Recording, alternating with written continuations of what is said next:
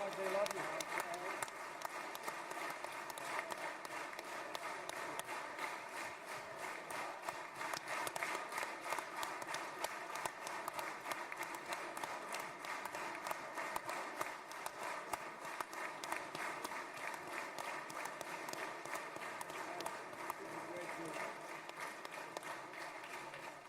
נא לשבת. Please sit down.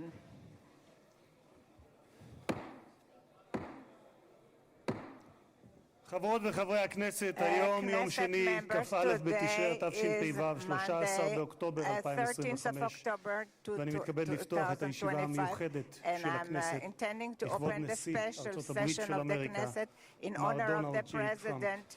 Of the United States, Mr. Donald J. Trump.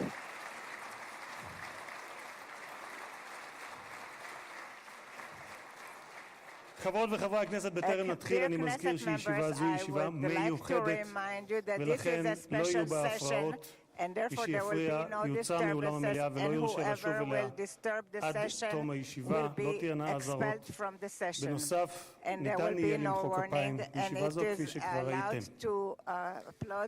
כבוד נשיא המדינה יצחק הרצוג ורעייתו מיכל,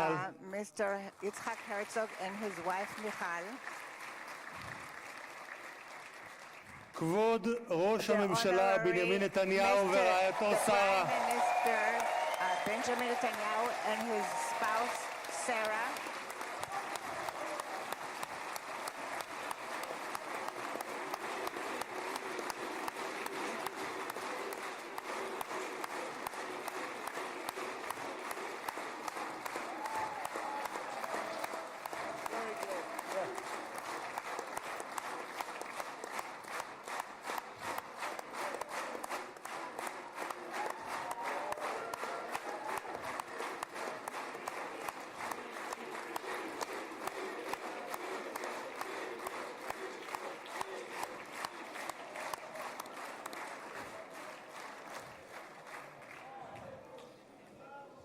ראש האופוזיציה יאיר לפיד ורעייתו ליהי, Mr. Lapid and his wife Lihi, שרים וחברי הכנסת, ministers and Knesset members. special recognition to Minister Ron Dermer, who led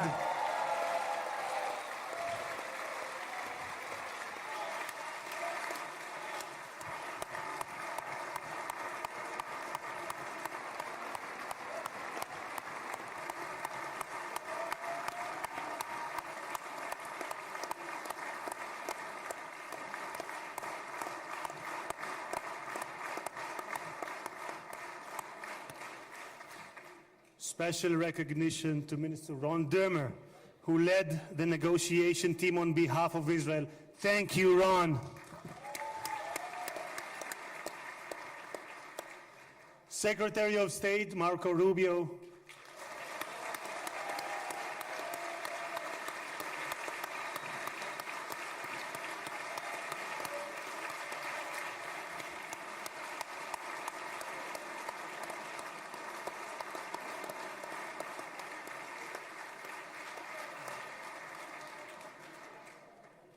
Secretary of War Pete Hegseth,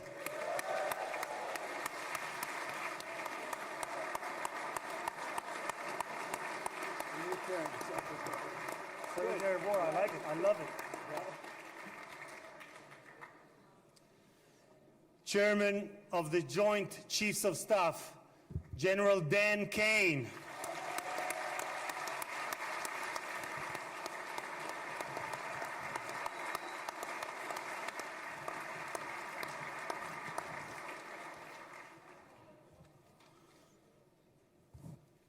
two key players, President Trump's special envoy Steve Witkoff, who is here with his partner Lauren,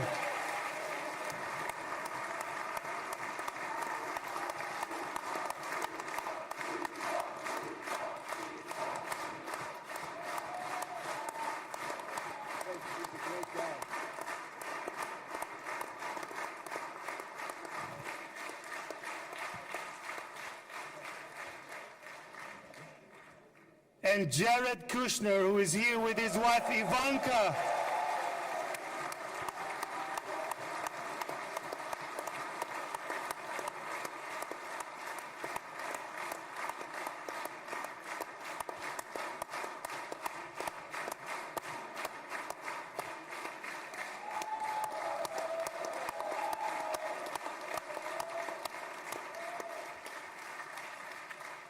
Thank you guys for everything that you have done to bring about this day. Ambassador of the United States to Israel, my dear friend and my absolute favorite rock star, Mike Huckabee. Do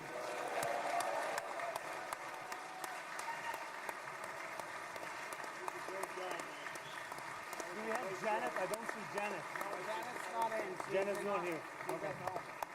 Okay. שגריר ישראל בארצות הברית, יחיאל לייטר.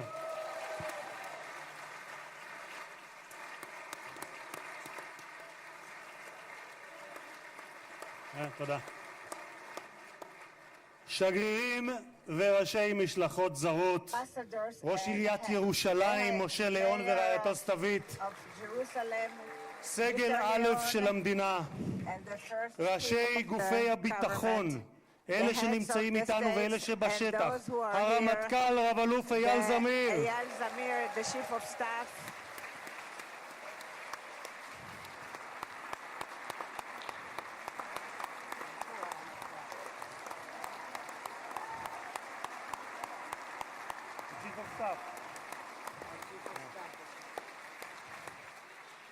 המפכ"ל רב ניצב דניאל לוי, The head of the police, Daniel Levy.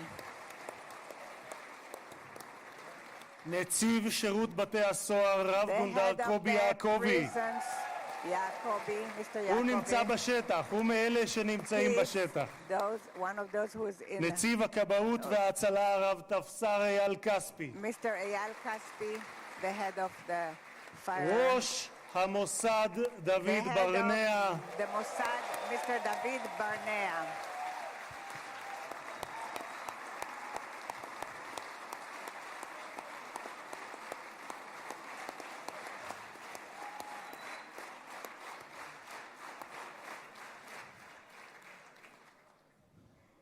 ראש שירות הביטחון הכללי, האלוף במילואים דוד זיני, בהצלחה. General Zini, the head of the General Security. Great success to you.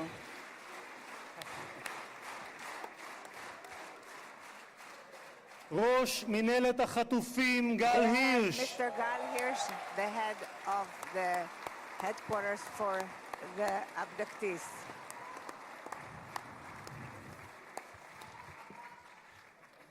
ראשי ערים וראשי Mayors רשויות מקומיות, and the local authorities. מנכ"ל הכנסת שהרים בשלושה ימים ביקור שדרושים לו 3 חודשים לפחות, משה צ'יקו אדרי.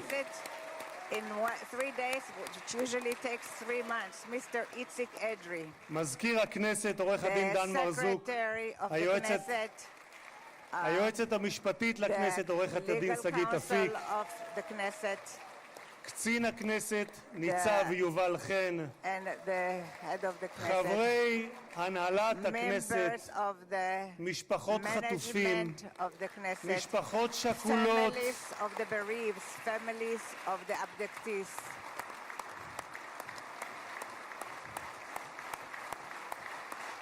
These are the hostage families. And the bereaved families also.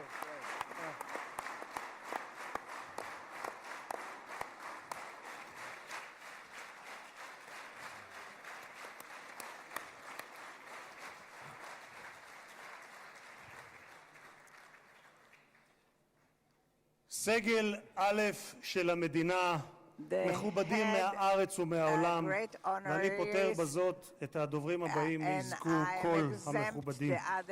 קהל יקר, אזרחי ישראל, יש לי הכבוד המיוחד לברך יחד איתכם את החבר הטוב ביותר שהיה אי פעם למדינת ישראל בבית הלבן. ברוך הבא לישראל, ברוך הבא לירושלים, ברוך הבא לכנסת, הנשיא דונלד ג'יי טראמפ. President Donald J. Trump.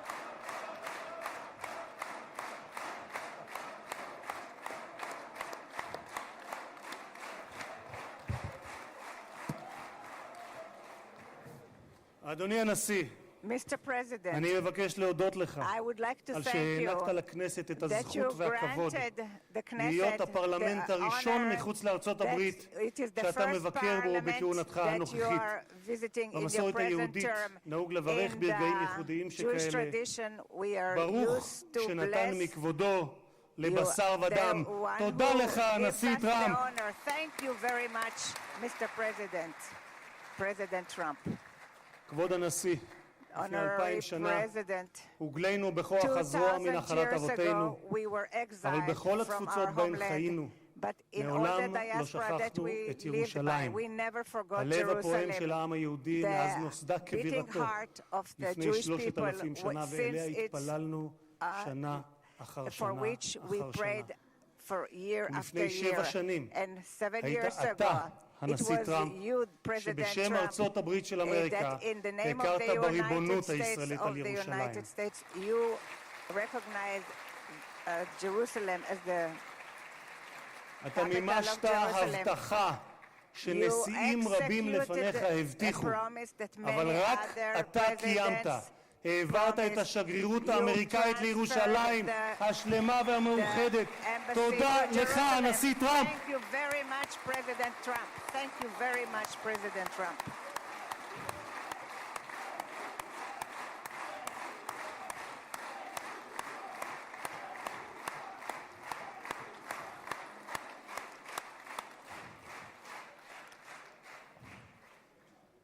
משחר הקמתה In the נאלצה dawn מדינת of its ישראל להילחם, establishment, אך תמיד הושיטה את Israel ידה was לשלום.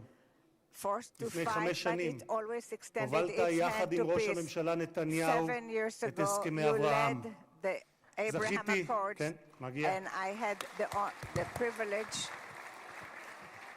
זכיתי לכהן בממשלה to שחתמה serve עליהם, in this ולימים הם היו government בעלי that משמעות signed רבה it, עבורי גם ברמה האישית. and it was very משום שלפני meaningful for me 2.5 because 2.5 זכיתי להיות years יושב ראש ago, הכנסת I הראשון was the first המקבל הזמנה head of the רשמית Knesset לבקר that בפרלמנט של was מדינה ערבית, invited וזו הייתה to המדינה speak שבה in a שני הוריי parliament שנמצאים of כאן איתנו נולדו וגדלו, Arab country, מרוקו. and it was in the קירבת- country of Morocco, קירבת where my parents came בין from. ישראל לבין You- 4 מדינות You ערביות made it the בהסכם relationship שבבסיסו closer in שלום accord תמורת that it's שלום.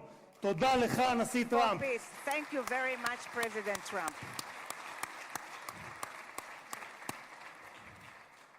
הרבה לפני כהונתך הראשונה, years כבר before your first ב-2011, term, already in זיהית את 2011, הסכנה שבאיראן you גרעינית, identified the וכתבת, danger of ואני אומר זאת בשפת המקור nuclear ברשותכם. Iran. Iran's quest of nuclear weapons is a major threat to our nation's national security interests. We can't allow Iran to go nuclear. איום על ארצות הברית משמעו איום על העולם החופשי כולו. את עמדתך העקבית ששמה את אמריקה ראשונה, America first, Continued that אך you לא put לבדה, America but first, not but not America alone, alone. but not America הבאת alone. עמך Do you לבית brought הלבן with בשתי you to כהונותיך. the White לפני 4 House in your חודשים, 2 terms? לאחר שראש הממשלה נתניהו 4 months ago, פתח after במבצע עם Prime כלביא, Minister הורית על started המבצע Rising פטיש חצות, Lion, Midnight Hammer, you started פעולה the אמיצה, Midnight שלא Hammer, הייתה which was כמותה a very עד brave שאתה action, הגעת. that there was nothing like it until you arrived at the White House. בכך, In אדוני that, הנשיא, Mr. מנעתם President, you שואה prevented גרעינית שאיראן ביקשה להמיט nuclear עלינו holocaust ועל that העולם, Iran wanted to bring מדינה about to the שבפרלמנט world. שלה A country נבחרי in its הציבור זועקים parliament, its מוות elected לאמריקה, officials מוות לישראל. cry death to America והיום and death to אנו יכולים Israel. לומר And today we can למשטר say האייתולות to באיראן, the Ayatollahs לא יהיה rule in נשק גרעיני. the תודה Iran לך, will הנשיא not טראמפ. have nuclear power. Thank you, President Trump.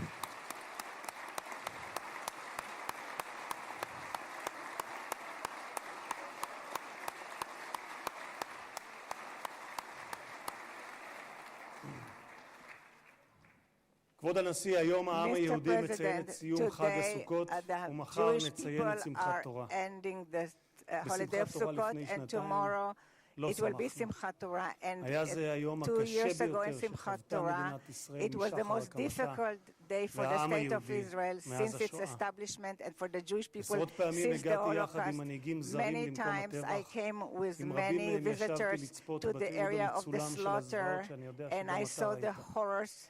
שבועות ספורים And לאחר ה-7 few באוקטובר weeks after the ליוויתי את 7th of ג'רד October, I ואיוונקה accompanied שהגיעו לכאן Jared and Ivanka לאזורים that who הקשים came to those ביותר. difficult areas. ראינו את מה We שקיווינו, saw what היינו קיבוץ we כפר were in עזה Kfar ברעים, Aza, וראינו את מה and we שקיווינו saw שלא what יחזור עוד we בתולדות hope that we האנושות. will never see מראות again. של פוגרומים, Horrible ילדים, sights of נשים, pogroms, קשישים, גברים, children, men חיים and שלווים women, שהיו and the elderly. ואינם עוד.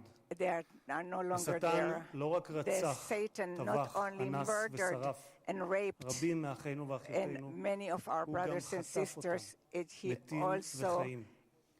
מאז abducted the בני ישראל life נלחמו and את the dead. המלחמה הקשה, And since then, הארוכה, this וגם has been the הצודקת longest בתולדותיהם. and the most just הפצע הזה war, this של אחינו wound החטופים בשבי of our נותר brothers פתוח ושותת in דם מאז prison ה-7 באוקטובר, כאשר has כל עם been ישראל when all כאב the את כאב nation of החטופים Israel ובני has been משפחותיהם, in התלויים pain בין of תקווה the לייאוש, families בין חיים of the למוות, abducted עד הבוקר הזה. until this morning. במשך שנתיים, For 2 years, במקום בו יושבים האורחים in the ביציע gallery where שמולנו, the כבוד people, הנשיא, the guests are sitting, השקיפו מעלינו תמונות we had החטופים. photos of הבוקר, the hostages. לקראת האירוע But ההיסטורי this הזה, morning, זכינו להוריד towards את this התמונות עם historical day, חזרתם של we החטופים were able to למשפחותיהם. remove אני the אעשה משהו photos, ספונטני, and I אדוני will הנשיא. do את something סיכת החטופים spontaneous, הזאת, and I will מצבעי כחול remove לבן, קיבלתי the pin מצביקה מור, of אבא של that I איתן מור. received from אני צביקה מתכבד מור. להוריד אותה, כי I לפני am רגע removing דיברתי it עם because צביקה, a minute ago איתן I כבר spoke בידיהם, to צביקה והם Moore חוגגים את brother, האיחוד and הזה. they are תודה celebrating לך, this הנשיא unification. טראמפ.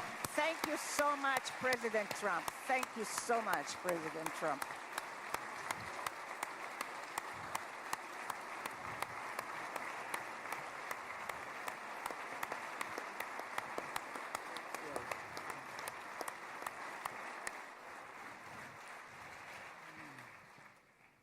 Mr. President, you stand before the people of Israel not as another American president, but as a giant of Jewish history, one for whom we must look back 2.5 millennia into the mists of time to find a parallel, Cyrus the Great. You, President Donald J. Trump, are a colossus who will be enshrined in the pantheon of history. Thousands of years from now, Mr. President, the Jewish people will remember you. We are a nation that remembers.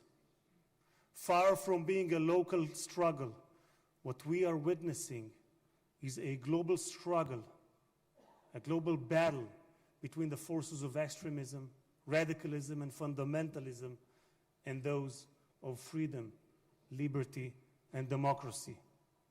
What the world needs now is not appeasers who feed the crocodile in the hope that they will be eaten last, like the kind we have seen recently at the UN General Assembly. And by the way, President Trump, your team has checked the teleprompter. It is working beautifully. What the world needs now are more leaders who are brave, resolute, strong, and bold. The world needs more Trumps.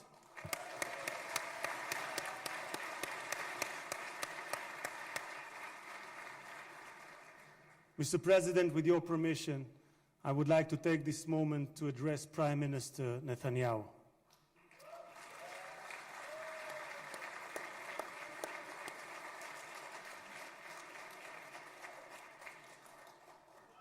ראש הממשלה, תודה. ראש הממשלה, עמדת בכל שנות כהונתך, אבל בפרט בשנתיים האחרונות, מול לחצים אדירים.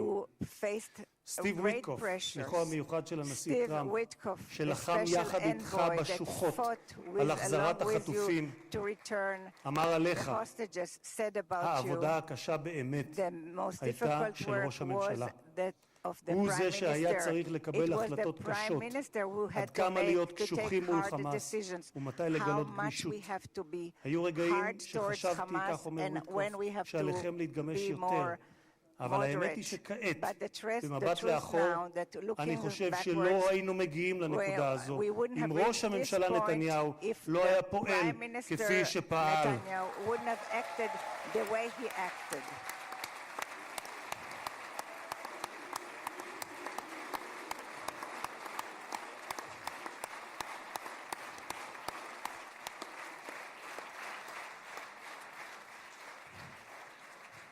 גם הנשיא שלי, Also, ממשיך וויטקוף, גם הנשיא שלי, אתה אדוני, הנשיא טראמפ, מאמין my בכך. president הוא מאמין Trump שראש הממשלה נתניהו believes that the קיבל Prime החלטות קשות Minister מאוד, והיו Netanyahu אנשים made פחות אמיצים hard decisions, שלא היו מקבלים and החלטות there were כאלה. people who would have והנה been אנחנו less כאן brave היום, who wouldn't have made משום these שלחמאס decisions. לא הייתה ברירה, We are here כך today אומר וויטקוף. because הם the נאלצו Hamas להגיע did not have להסכם an הזה. alternative. So הלחץ says היה Witkoff. עצום ולכם The יש pressure צבא was גדול. great, and התקדמתם therefore משמעותית we בשטח, progressed וזה מה immensely, שהוביל and להסכם this הזה. is what כך brought אומר about this השליח agreement. וויטקוף. This is what the envoy Witkoff has stated. אדוני ראש הממשלה, Mr. Prime אתמול, Minister, yesterday, בדרכו לישראל, אמר on הנשיא his טראמפ, way to Israel, שאתה הוא האיש President הנכון, Trump, that you are בזמן the הנכון. right person ואני at גאה the לומר right כאן, time. And I'm proud to say לעיני העולם, here, in front of the שבזכותך whole world, הגענו that להישגים thanks to הרבים you, שאליהם we הגענו. have- תודה we לך, achieved ראש the הממשלה. great things that we have achieved. Thank you so much, Mr. Prime Minister.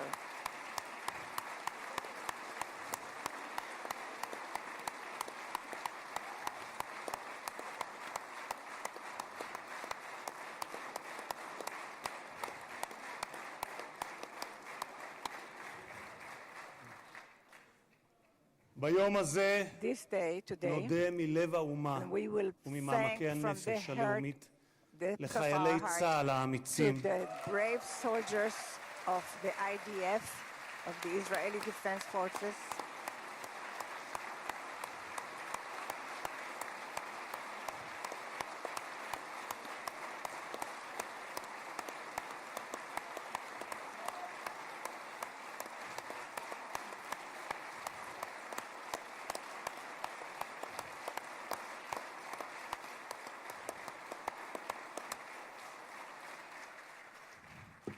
נודה לחיילי thank צה"ל to האמיצים the IDF שהסתערו brave קדימה soldiers כאריות who fought וסיכנו like את חייהם lions and כדי endangered their להגן על lives מדינת ישראל. in order to protect רבים the מהם state of נפלו Israel. והקריבו את Many of חייהם them למען המדינה, sacrificed their שמרכינה את lives ראשה בפניהם for the ובפני country משפחותיהם that השכולות. bows its head. דמם לא Their נשפך blood לשווא, was not, כי בגבורתם ובהקרבתם die in הם vain, הביאו לרגע because with their הנשגב הזה, heroism, they ושמותיהם brought this ייוותרו state, חקוקים לעד and their names בלב will האומה. be inscribed forever in the hearts of the nation.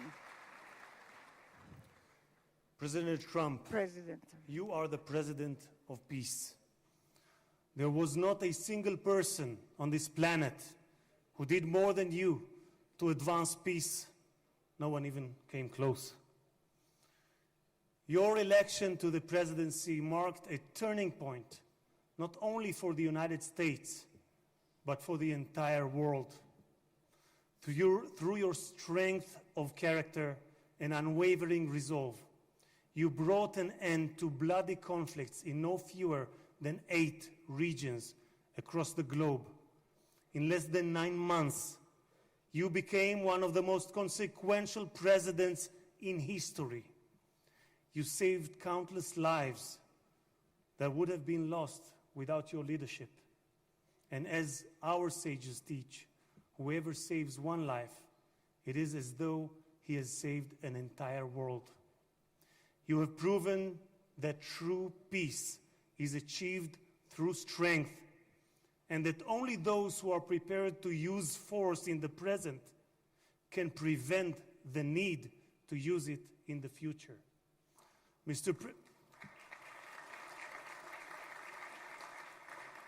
Mr. President, you, more than any other individual, are deserving of the highest recognition for your efforts in promoting peace. Therefore, I hereby announce that together with our good friend, Speaker of the House, Mike Johnson, we will rally speakers and presidents of parliaments from around the world to submit your candidacy for the Nobel Prize, Peace Prize next year. There is no one more deserving than you, President Trump. No one.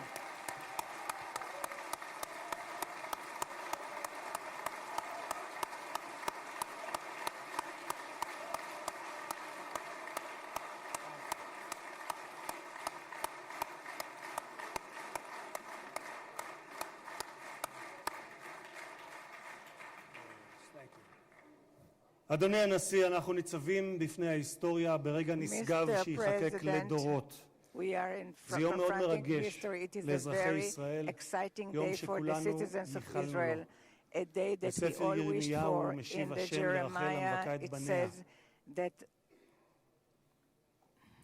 מנעי קולך מבכי ועינייך מדמעה, כי יש שכר לפעולתך, נאום אדוני, ושבו מארץ אויב, ויש תקווה לאחריתך, נאום אדוני, ושבו בנים לגבולם.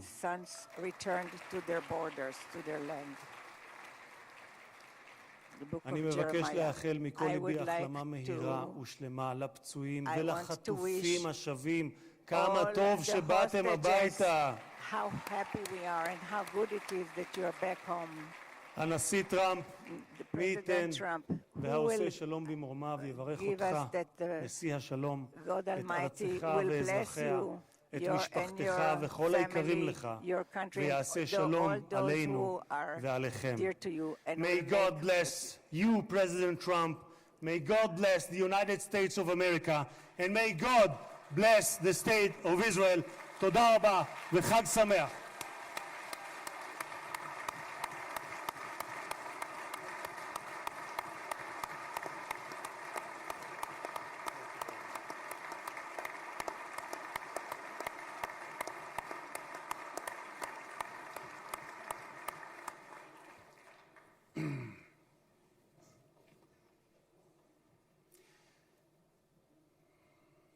אני מתכבד להזמין כעת את ראש הממשלה, חבר הכנסת בנימין נתניהו, לשאת דברים. Benjamin Netanyahu, the Prime Minister, to say a few words.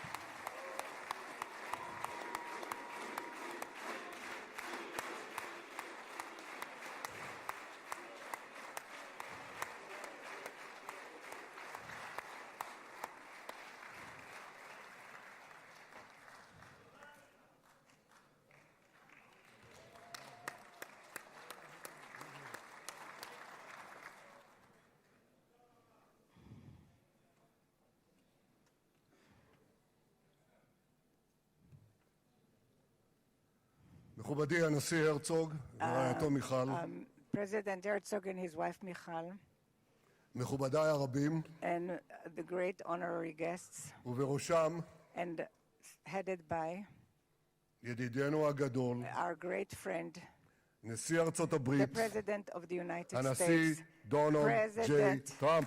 Donald J. Trump.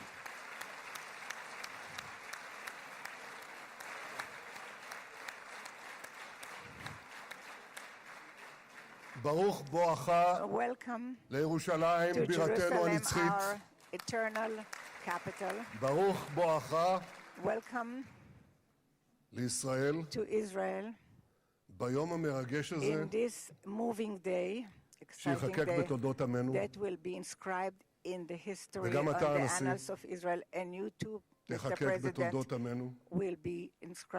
כבר נחקקת בתולדות האנושות, אבל אנחנו, כפי שנאמר, זוכרים את ידידנו, ואנחנו יודעים את חלקך החשוב והמכריע בהחזרת יתרת חטופינו.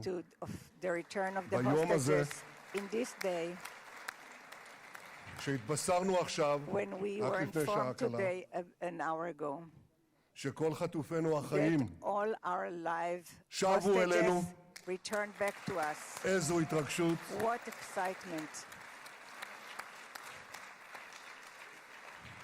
כמה חיכינו לרגע הזה, how long we've waited for ואנחנו this מחויבים moment, להחזיר את כולם. and we have committed ואני to רוצה return להודות לך באופן everyone. אישי, And I want to thank you ובשם האומה personally כולה. and on behalf of the whole תודה לך, nation. הנשיא טראמפ. Thank you, Mr. תודה לך. President Trump. Thank you, Mr. President.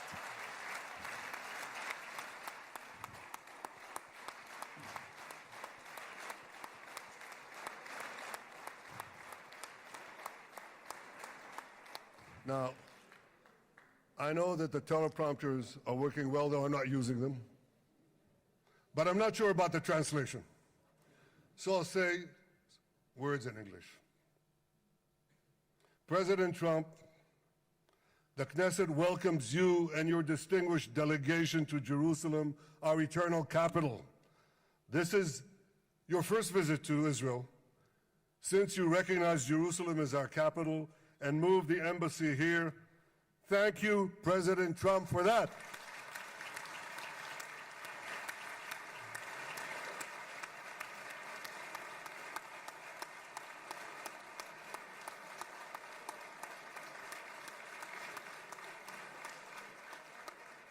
There are many other reasons to thank you since your last visit here. Thank you for recognizing Israeli sovereignty over the Golan Heights.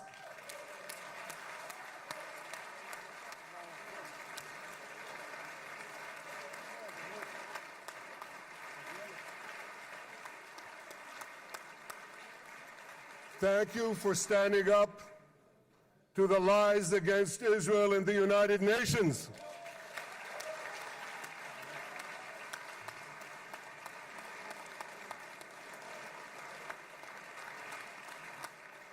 Thank you for recognizing in your 2020 peace plan our rights in Judea and Samaria, the ancestral homeland of the Jewish people.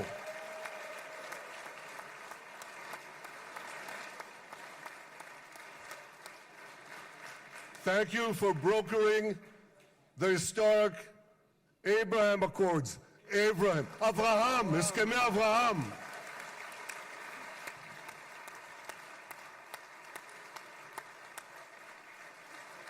Thank you for withdrawing from the disastrous Iran nuclear deal.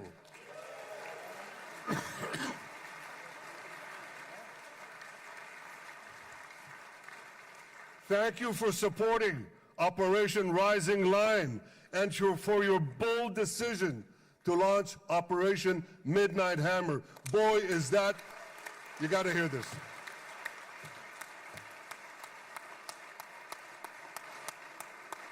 This is the most fitting name ever named for a military operation, because a little after midnight, you really hammered them.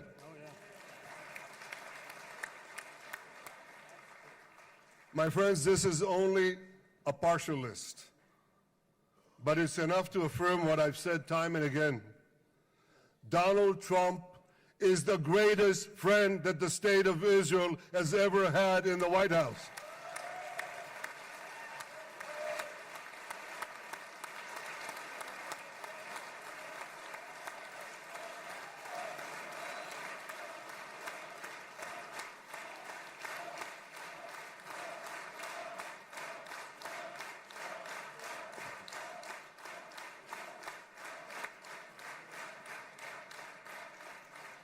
No American president has ever done more for Israel. And as I said in Washington, it ain't even close. It's really not a match.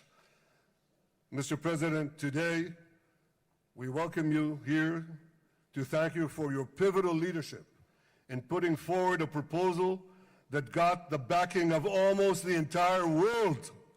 A proposal that brings all our hostages home.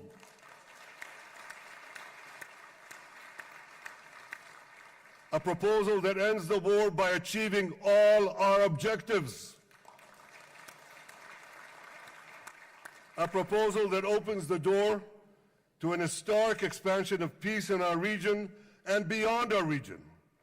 Mr. President, you are committed to this peace. I am committed to this peace.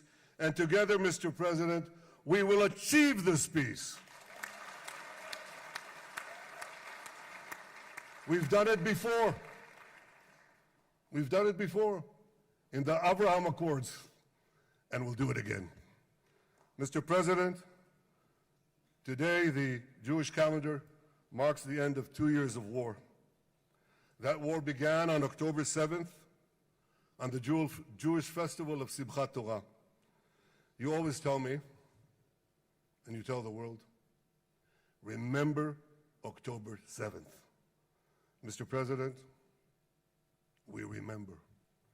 We remember the thousands of Hamas terrorists who stormed into our towns and kibbutzim. We remember the 1,200 people Hamas savagely slaughtered in cold blood, including dozens and dozens of Americans. We remember entire families burnt alive as they embraced each other. We remember the beautiful young Israelis brutally gunned down at the Nova Music Festival. We remember the hundreds of our citizens who were dragged into the dungeons of Gaza, including 12 Americans, men and women, young and old, babies and elderly Holocaust survivors. My friends, Mr. President, Donald, these monsters take babies as hostages. In response to this barbaric attack on October 7th, Israel did what it had to do. With indomitable courage, we set out to defend our people, to defeat our enemies, and to release our hostages. Our heroic soldiers fought like lions. They fought on the front lines of civilization and barbarism. Israel achieved amazing victories over Hamas and the entire Iran terror axis. Sinwar, Def, Hania, Nasrallah, Assad, they're all gone.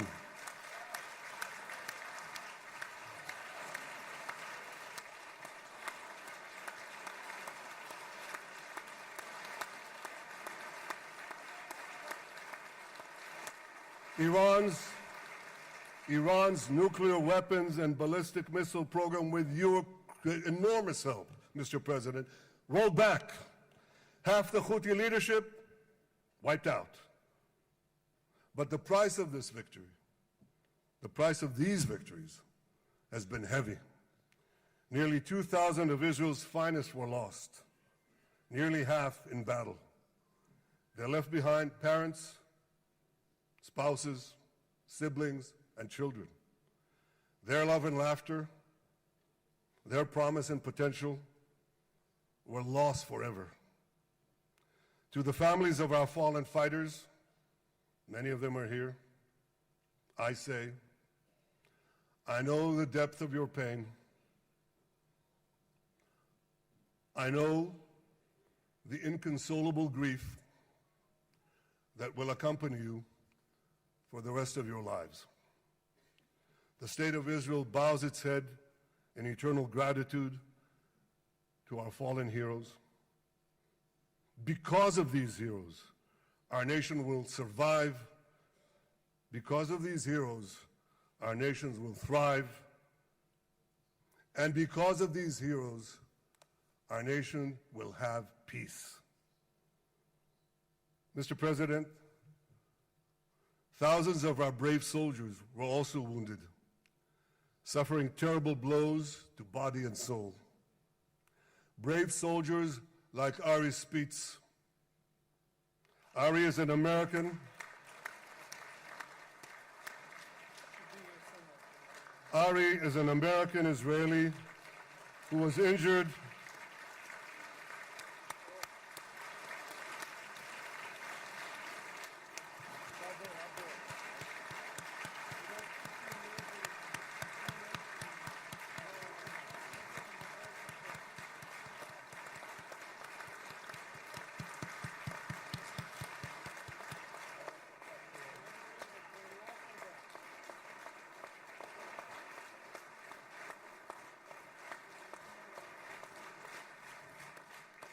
Ari is an American Israeli who was injured in Gaza while searching for Hamas terrorists and weapons. 2 of Ari's comrades were killed in this action, and 10 were injured. Ari was presumed dead, but made a miraculous recovery despite losing 3 limbs. Ari, stand up for a minute alone. Stand up. There you go. There. Ari, you are the spirit of Joshua. You are the spirit of David. You are the spirit of the Maccabees. You are the spirit of Israel. I salute you. We all salute you.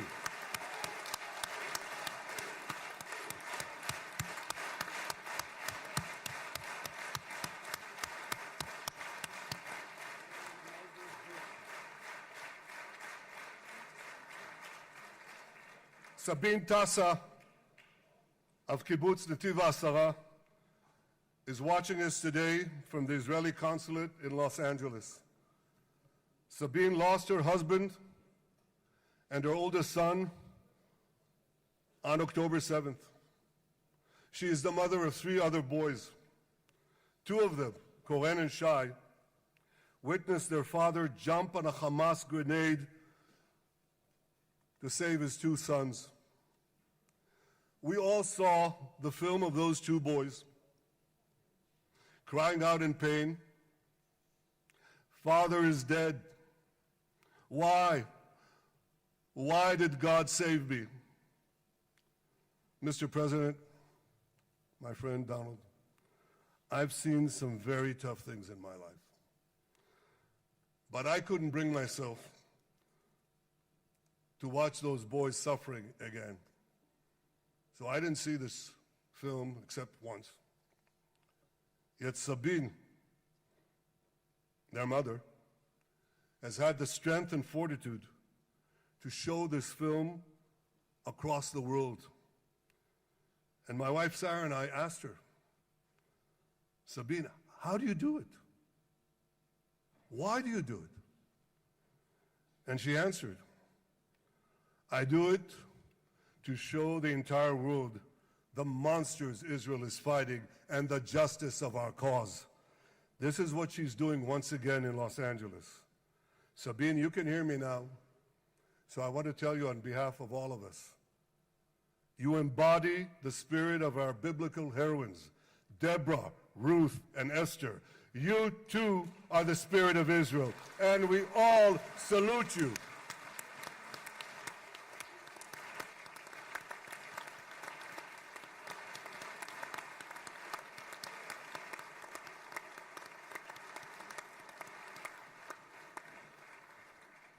Mr. President, you asked me on our many conversations during the 12-day war with Iran, you asked me, how are the people holding up?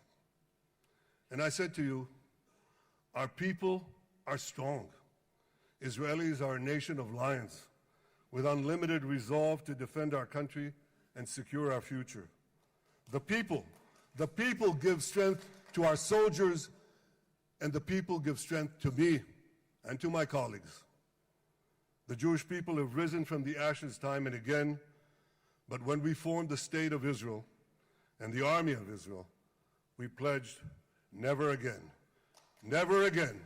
would be defenseless against our enemies. And that resolute strength not only assures our survival, it assures our future, it assures peace. We have paid a high price for this war, but our enemies now understand just how powerful and just how determined Israel is. They understand that attacking Israel on October 7th was a catastrophic mistake. They understand that Israel is strong and that Israel is here to stay. And this, Mr. President, is the indispensable foundation of peace. Peace through strength. Ladies and gentlemen, this is a momentous day, a day of great joy as the remaining hostages come home. My wife Sarah and I have met with the hostage families many times. There were no words to describe their agony, only tears of bottomless sorrow and unimaginable pain. At the beginning of the war, I promised to bring all the hostages home. Today, with the indispensable help, the determined and focused help, the unremitting help of President Trump and his team, and with the incredible sacrifice and courage of the soldiers of Israel, we are fulfilling that promise.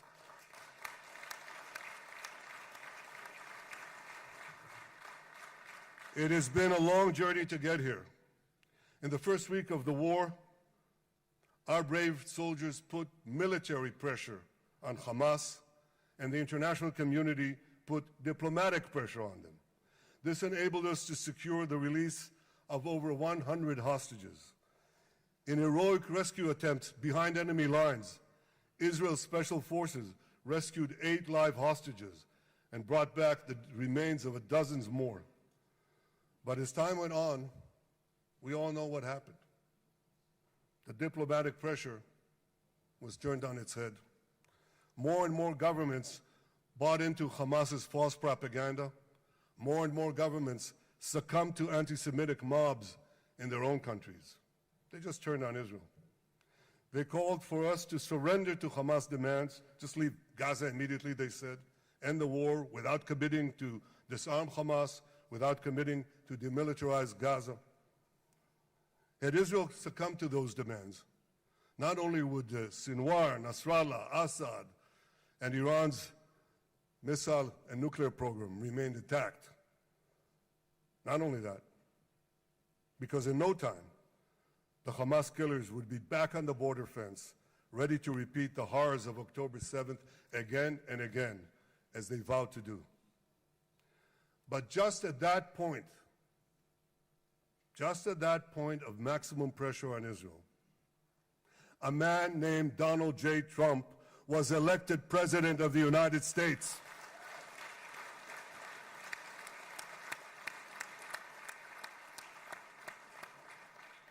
And ladies and gentlemen, overnight,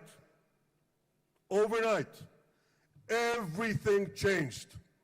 Everything. We felt it right here. Mr. President, thanks to your unequivocal backing of Israel, we secured a second hostage deal within weeks of your election. And in the months that followed, we worked closely together to forge a path to bring the remaining hostages home and end the war. End the war in a way that ensures the disarming of Hamas, the demilitarization of Gaza, and that Gaza would never again pose a threat to Israel. 2 months ago, you fully backed my decision to send the IDF into the last Hamas stronghold in Gaza City. You shared my view that this military pressure would help free the hostages. And despite all the criticism, all the naysayers, we were right. Hamas caved in. And 2 weeks ago, you succeeded in doing something miraculous. You succeeded in doing something that no one believed was possible. You brought most of the Arab world, you brought most of the world behind your proposal to free the hostages and end the war. I want to thank Steve Witkoff, Jared Kushner, and Ron Dermer for their great contribution to this effort.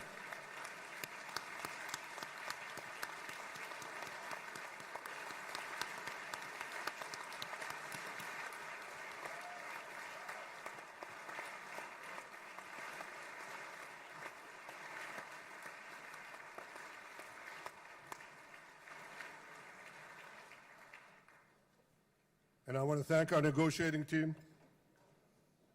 I believe that the close cooperation between the two of us, between our two nations, combining Israel's military pressure and President Trump's unmatched global leadership. I have to tell you, I've seen a lot of American presidents. I've seen them all in the time that I've been here, and I've been here quite a lot of time. I've never seen anyone move the world so quickly, so decisively, so resolutely as our friend President Donald J. Trump.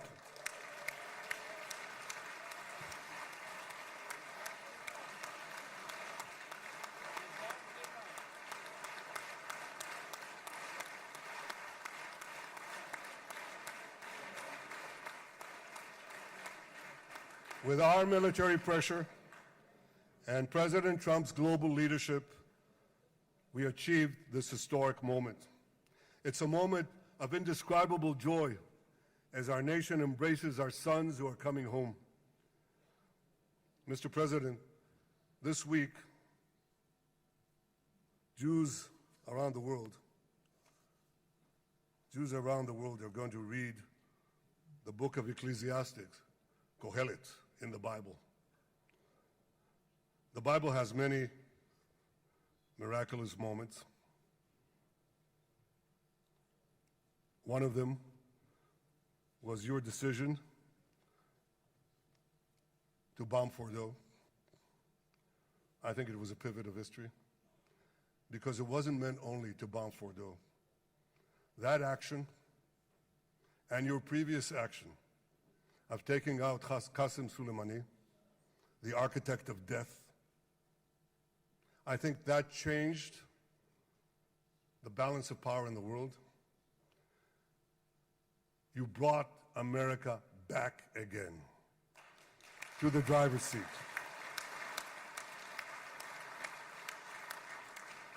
Now, I said that we're going to read this week the book of Ecclesiastes. It's not a book of action. It's a book of meditations, of thought, a perspective on life and on death. And in this book, we read the immortal words of King Solomon. To everything there is a season, and a time for every matter under heaven. Et milchama ve'et shalom. A time for peace and a time for war. The last 2 years have been a time of war. The coming years will hopefully be a time for peace.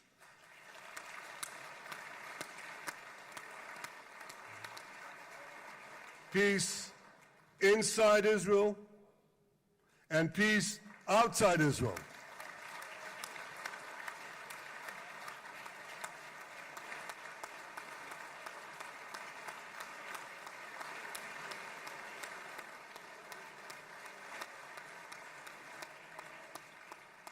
I look forward to continuing marching with you on the path we paved together with the Abraham Accords.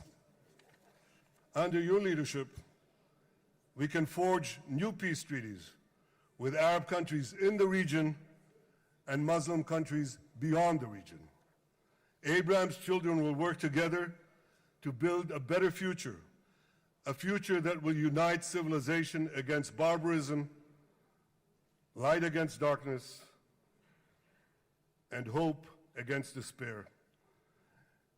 And my friends, I believe that with President Trump's leadership, this will happen a lot faster than people think.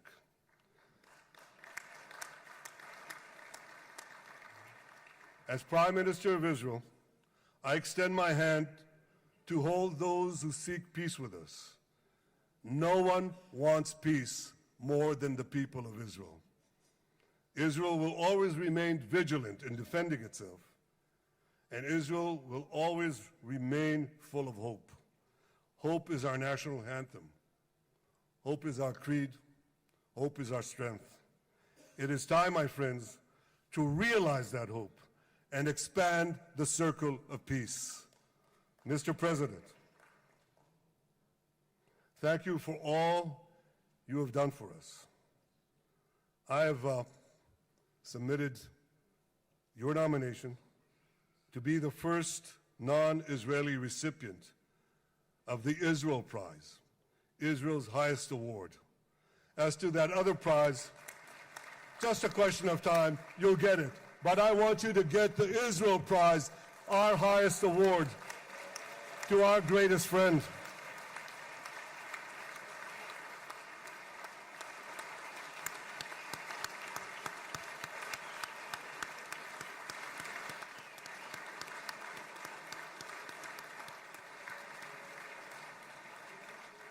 When others were weak, you were strong. When others were fearful, you were bold. When others abandoned us, you stood by our side. On behalf of the government and people of Israel, I thank you for your extraordinary friendship. Thank you for helping bring our hostages home. Thank you for supporting Israel's march to victory. Thank you for paving a path to peace. מכובדי נשיא ארצות הברית, ידידי דונלד, Honorary ברוך הבא President, לישראל, welcome to ברוך Israel. הבא לירושלים, Welcome to Jerusalem. ברוך הבא ביום המרגש הזה, Welcome in שהחיינו this וקיימנו exciting day והגיענו that לזמן brought הזה. us to this day.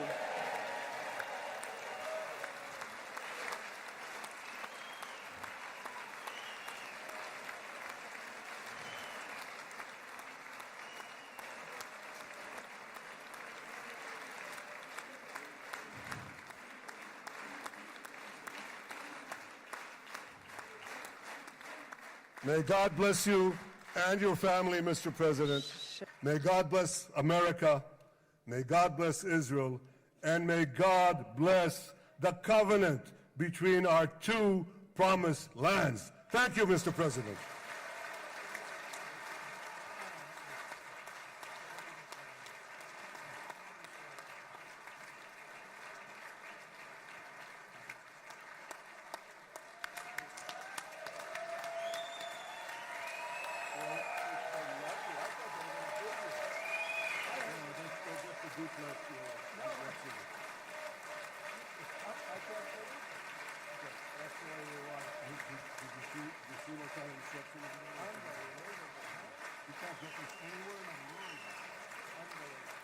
But you'll get it in a minute.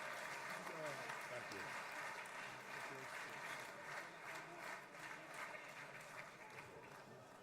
The President. Where?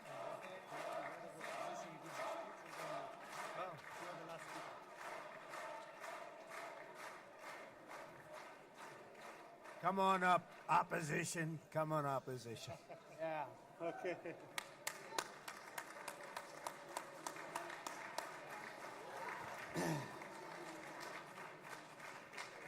אני מתכבד להזמין כעת את ראש האופוזיציה, חבר הכנסת יאיר לפיד.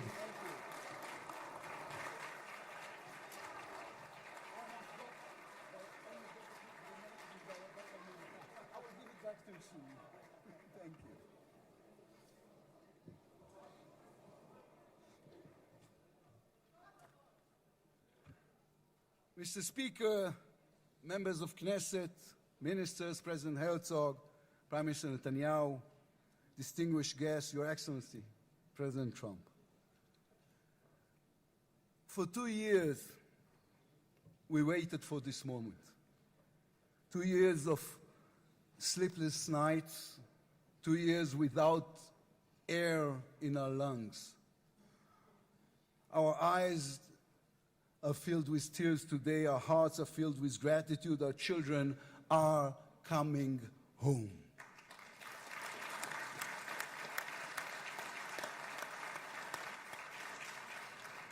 In the Babylonian Talmud, a sacred book of the Jewish people, it is written, whoever destroys one life, it is as though he destroyed an entire world, and whoever saves one life, it is though as he has saved an entire world. Mr. President, you have saved the lives of our hostages.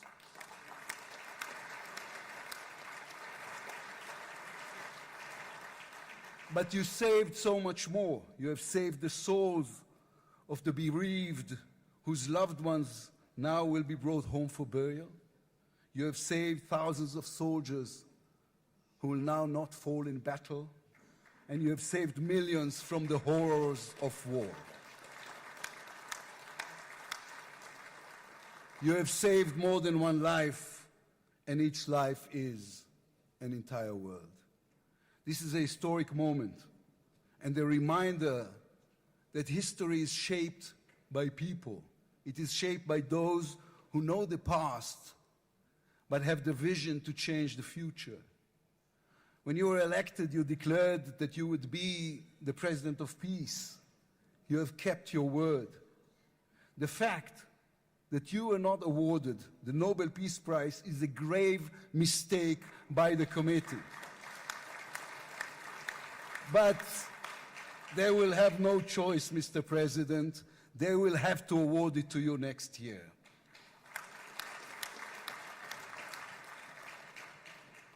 Peace will not come by waiting. It will come by building, by reaching out, and by daring once again to believe. You, Mr. President, have done the unimaginable. We will be eternally grateful. But we also need to take responsibility. The destiny of Israel will always be written by the people of Israel. We must now prove ourselves worthy of what has been achieved. From its founding, Israel has said to the world that our strength, our power, rest upon our values. Israel is the strongest country in the Middle East because we are the only democracy in the Middle East. Because we believe in the principles laid in our Declaration of Independence, which says Israel will ensure complete equality of social and political rights to all its inhabitants, irrespective of religion, race, or sex. It will guarantee freedom of religion, conscience, language, education, and culture. It will safeguard the holy places for all religions. Those are our values. That is who we are as people, as a country. Our neighbors must understand one more thing about us.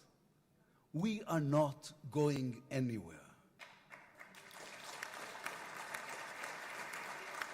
The Middle East is our home. We are here to stay. Our story did not end in the Bible. It began there. It continues in our laboratories and universities, in our innovation hubs. Hamas, Hezbollah, Iran, and the Houthis, they all read the wrong intelligence reports. The real intelligence report on Israel's intentions is found in the book of Genesis. And I will give you and your descendants after you the land of Canaan for an everlasting possession. We call upon the nations of the Islamic world to, on all our neighbors, Saudi Arabia, Syria, others. We are here to stay. We can do great things together. Come and talk to us. Mr. President, you are the one who can make it happen as you did with the historic Abraham Accords. Then too, no one believed it was possible. Then too, you imposed your vision on everyone. While others spoke of difficulties, you created opportunity. You can be the one to bring the next wave of peace. The people of Israel support this. They want this. We are ready. And you can later today in Egypt with your unbelievably talented team, my friends Steve Witkoff, Jared Kushner, Marco Rubio, Pete Hegseth, forge a regional alliance that will change not only the Middle East but the entire world. After 2 years of war, the peoples of this region should look around and ask themselves, whose situation is better? Those who chose the path of peace or those who chose the path of war? Those who invested in their people, in the education of their children, in science and education and technology, or those who invested in hate and in violence? From here I say to all those who demonstrated against Israel these past 2 years, on the streets of London and Rome, in Paris and in Columbia University. I do not represent the government. As you know, I am the leader of the opposition. And I tell you, then, you were deceived. You were deceived. Propaganda experts, funded by terror money, manipulated you. Now that the war has stopped, you have time and a chance to go and learn the facts. The truth is, there was no genocide, no intentional starvation.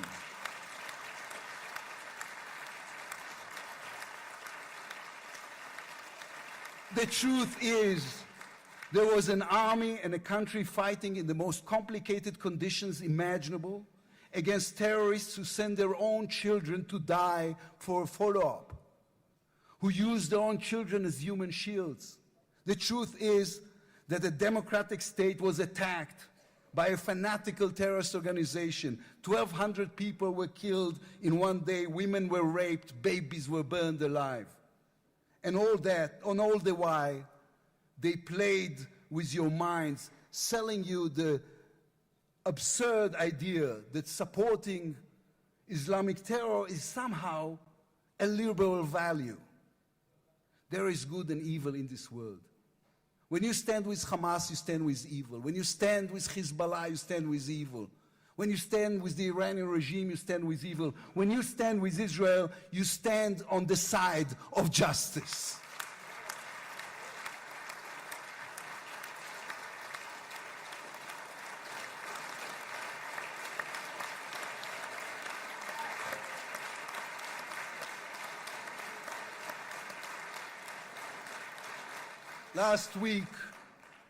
Last week I attended the 7th October memorial ceremony. An inspirational woman called Galit Dan spoke on stage. Galit had a daughter, Noya, a 13-year-old girl who was autistic like my daughter. And Noya was full of light. She loved Harry Potter. On that dark day, Noya was sleeping at her grandmother's, Carmela's house in Kibbutz Nir Oz. Carmela was 80 years old. Their bodies, grandmother and granddaughter, were found embraced. They were murdered together. On stage at the ceremony, Galit said a sentence that moved us all. We don't want revenge, she said. We want redemption. Today, the redemption begins. Israel has endured 2 terrible years on the battlefield and in the international arena. But in those 2 years, we also rediscovered our own greatness. We remember how good we can be, our pilots who took control of the skies over Iran, our industries leading the world in technology, our civil society, which reached out to help every victim of the war. We will move forward toward a different future. Our heroic soldiers who saved us all will fold away their uniforms and rise as teachers and engineers, scientists and innovators, investors and small business owners.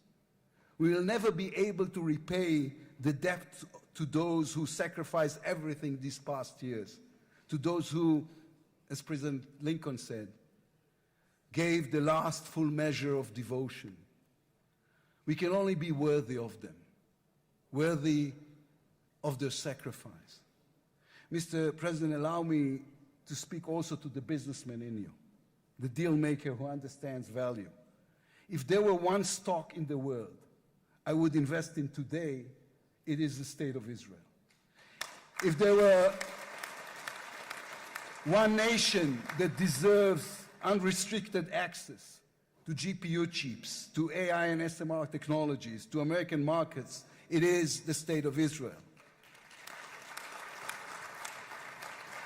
Israel's future is intertwined with our eternal alliance, our strategic and moral covenant with our greatest friends, the United States of America. This war is over. We will always need to stay vigilant, to guard against those who seek our destruction. But the state of Israel is about to reinvent itself. The challenges ahead demand not only strength, but a new vision. It's time to take a new path, to be a nation that is advanced and thriving and peace-seeking. We have waited for this moment, for the end of the war, for the return of the hostages, for the chance to rechannel our grief and loss into the energy needed to rebuild our nation. Thanks to you, Mr. President. Thanks to our soldiers, our lions. Thanks to the millions of great Israeli patriots who filled the streets and the square and never, not for one moment, gave up on the hostages. Thanks to all of them, the strength within us can now rise, succeed, and build for our future and for our children. Thank you very much. God bless the United States of America. Am Israel Chai.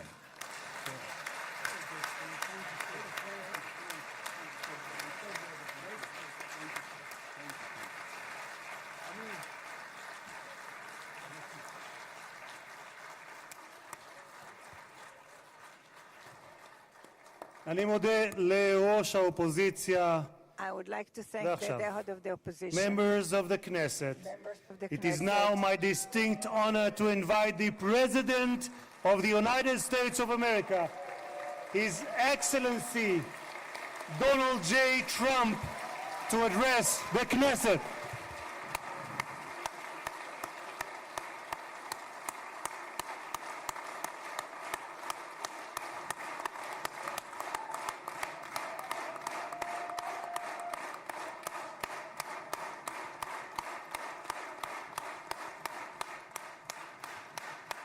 Thank you very much. Thank you.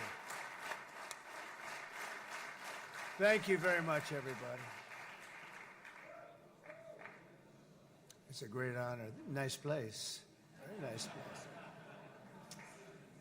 Mr. President, Mr. Prime Minister, Mr. Speaker, esteemed members of the Knesset and cherished citizens of Israel, we gather on a day of profound joy, of soaring hope, of renewed faith, and above all, a day to give our deepest thanks to the Almighty God of Abraham, Isaac, and Jacob.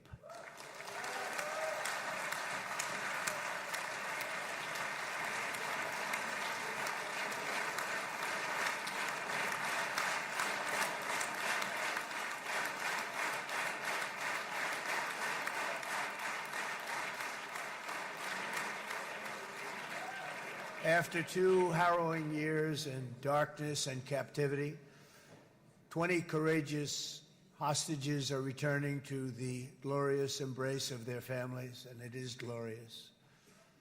28 more precious loved ones are coming home at last to rest in this sacred soil for all of time.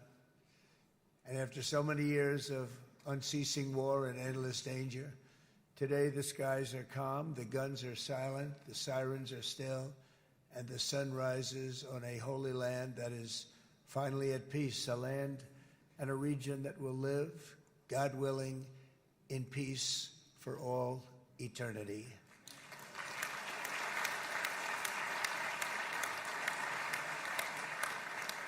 This is not only the end of a war, this is the end of an age of terror and death, and the beginning of the age of faith and hope and of God. It's the start of a grand concord and lasting harmony for Israel and all the nations of what will soon be a truly magnificent region. I believe that so strongly. This is the historic dawn of a new Middle East. I want to express my gratitude to a man of exceptional courage and patriotism, whose partnership did so much to make this momentous day possible. You know who I'm talking about. There's only one, Prime Minister Benjamin Netanyahu. Bibi, please stand up.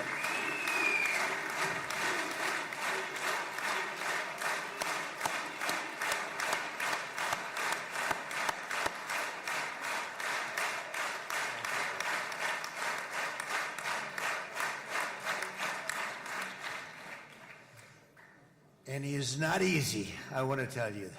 He's not the easiest guy to deal with, but that's what makes him great. That's what makes him great.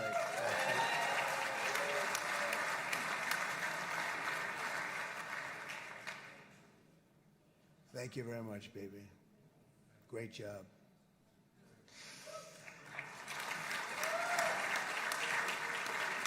And let me also convey my tremendous appreciation for all of the nations of the Arab and Muslim world that came together to press Hamas to set the hostages free and to send them home. We had a lot of help. We had a lot of help from a lot of people that you wouldn't suspect, and I want to thank them very much for that. It's an incredible triumph for Israel and the world to have all of these nations working together as partners in peace. And it's pretty unusual for you to see that, but it happened in this case. This was a very unusual point in time, a brilliant point in time. Generations from now, this will be remembered as the moment that everything began to change, and change very much for the better. Like the USA right now, it will be the golden age of Israel and the golden age of the Middle East. It's going to work together. I'd like to thank several great American patriots for their invaluable help in getting something done that almost everyone thought was absolutely impossible. We were wasting our time. So many people said, you're just wasting your time. But we weren't, because we had talented people working with us, and we had people that loved your country, and frankly, people that loved the region. They loved the Middle East. I want to thank my friend Steve Witkoff.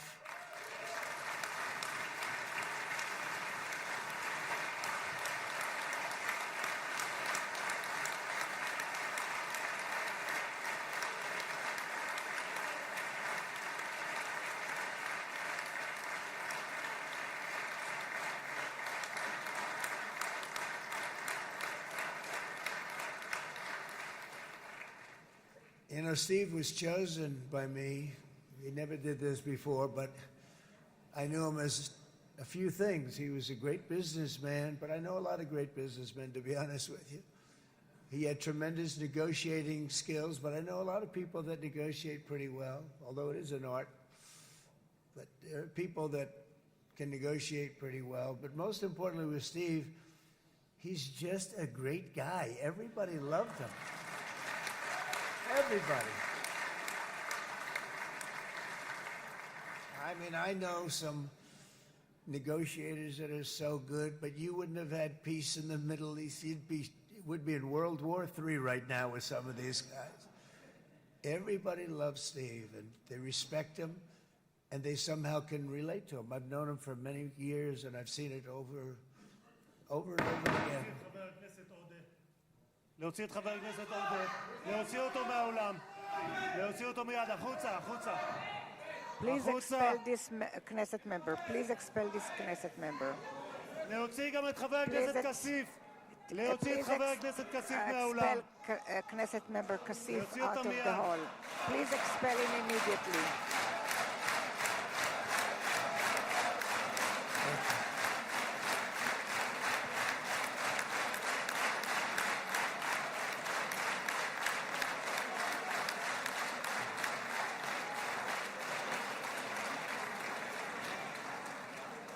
Sorry for that, Mr. President.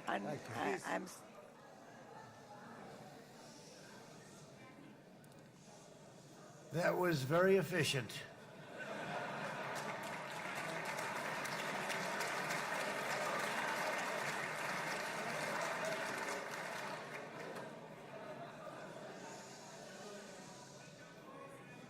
So back to Steve.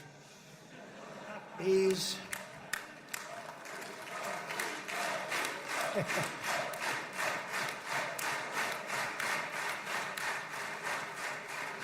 But I tell one story because he was so involved, and then we called in Jared. We need that brain on occasion. We got to get Jared in here. We got to get a certain group of people. But Steve started this all by himself. I call him Henry Kissinger, who doesn't leak. Okay? Henry is a big leaker. He leaked. Steve doesn't leak. Steve just wants to get the job done. He wants to do what's right. But I'll give you just a quick story because, as you know, he's working on the war with Russia and Ukraine, a war that would have never happened if I were president. A shame. 7,000 young soldiers a week are being killed. More than that this last week. It's a shame. it had never happened. But it did happen, and we won the race, and I took over this horrible war that's been raging, and I thought it would be easily settled. I thought it was a hell of a lot easier than doing what we just did very successfully with Israel and a lot of other people. But this came first, and we'll get that one. But I set up a meeting for him to meet with President Putin, thinking it would be a 15 or a 20-minute meeting. Steve had no idea about Russia, had no idea about Putin too much, didn't know too much about politics, wasn't that interested. He was really good at real estate, but he had that quality that I was looking for, and I didn't see it around in too many ways. And I set up the meeting with Putin, and I called. I said, is Steve finished yet? That was about a half an hour into the meeting. No, sir, he's not. He's still inside. This is in Moscow. I said, well, how's he doing? I don't know, sir. He's still inside. I called up an hour later. Let me speak to Steve. Sir, he's still with Putin. He's with President Putin. I said, wow, that's a long meeting, 1 hour. I called up an hour later. He was still with Putin. 3 hours later, he was still with Putin. 4 hours later, he started to get the word that he was going to be coming out soon. And in 5 hours, he came out. I said, what the hell were you talking about for 5 hours? And he says, just a lot of interesting things. We're talking about a lot of interesting things, including what he went in there for, but you can't talk about it for 5. You can talk about it for a certain period of time, and you know what you're getting. But that's a talent.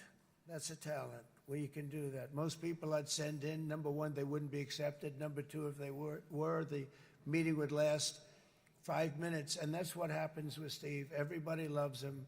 They love him on this side. They love him on the other side. And he really is. He's a great negotiator because he's a great guy. So thank you very much, Steve, very much.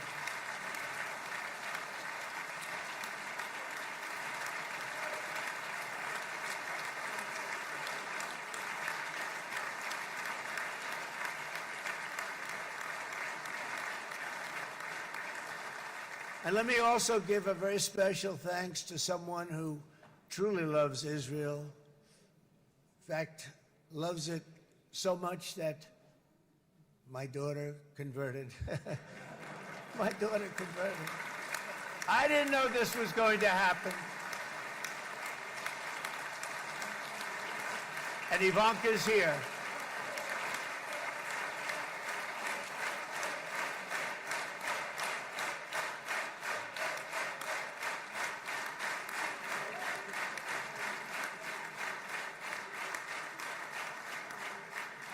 And Bibi, you do know this was not in the cards for me. You understand that. And she is so happy, and they are so happy. At least I think they're happy. If they're not, we have a big story, right? No, they have a great marriage, and they get along great. They're best friends. They have a very special relationship. But Jared has been so helpful. He really did something very special. He established the Abraham Accords with a group of very wonderful people. I like calling it the Avraham Accords because people that, right? Avraham. It's so cool. It's so much sort of nicer, you know, the Abraham versus the Avraham.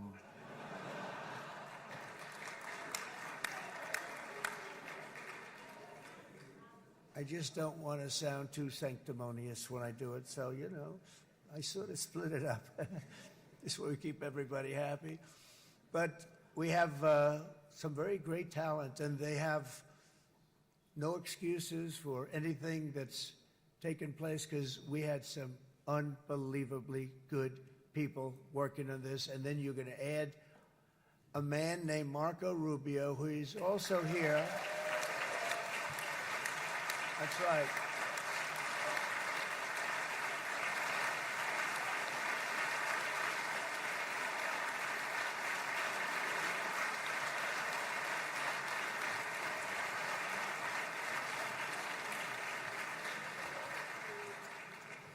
And I have a prediction that Marco will go down, I mean this, as the greatest Secretary of State in the history of the United States. I believe that.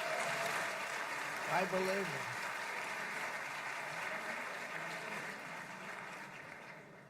it. And he and I, you know, we really fought it out. You remember, he was tough. He was nasty. Who the hell thought this was going to happen, Marco, right? And now I'm saying he's going to go down as the greatest. He will. He was always smart and sharp, and people respect him. And then we have somebody who's young, but an unbelievable leader. I saw it a long time ago, and he's turned out to be even better than we thought. Right, Susie? I think even better. And that's Pete Hegseth, who is our Secretary of War, formerly Secretary of Defense.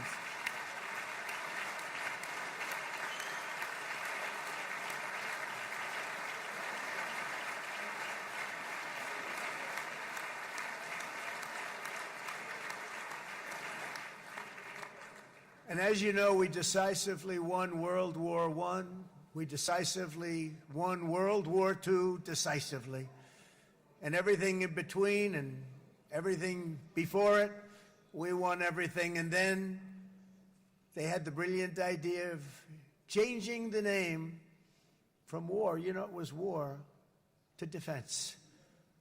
And with that went a certain thinking.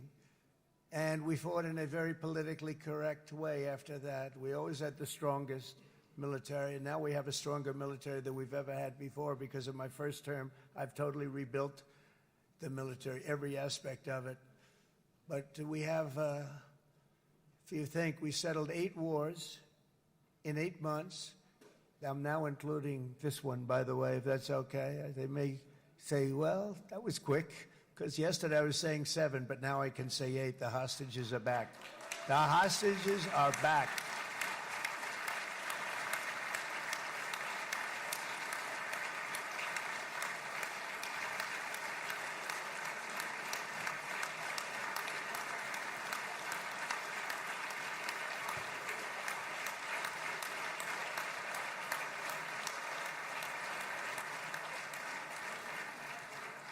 It is a good feeling. Isn't that nice to say? You know, I just said the hostage. First time I said the hostages are back. It feels so good to say it. But when you settle 8 wars in 8 months, that means you don't like war. Everyone thought I was going to be brutal. In fact, I remember Hillary Clinton during a debate, she said, look at him, he's going to go into war with everybody. And actually, she said, he's got a personality that's all about war. No, my personality actually is all about stopping wars, and it seems to work. Seems to work. But it also means there's name change in our attitude that we're not going to go into a war, but if we do, we're going to win that war like nobody has ever won a war before. We will not be politically correct. But we're not going to be there. And I think, you know, as you mentioned, Bibi, before, peace through strength. And that's what it's all about. The United States has the greatest and most powerful military in the, right now, history of the world. I can tell you we have weapons that nobody's ever dreamt of. I only hope we never have to use them. I rebuilt the military. I was proud to do it. But some of the things I hated to do, I hated certain of the weapons because the level of power is so enormous, it's so dangerous, so bad. But we have to do what we have to do. We make the best weapons in the world, and we've got a lot of them. And we've given a lot to Israel, frankly. And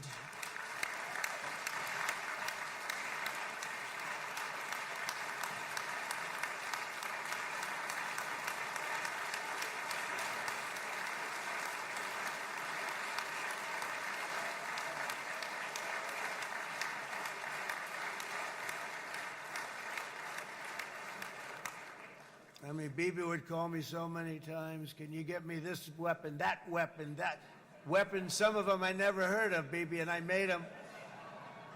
But we'd get them here, wouldn't we? And they are the best. They are the best. But you used them well. It also takes people that know how to use them. And you obviously used them very well.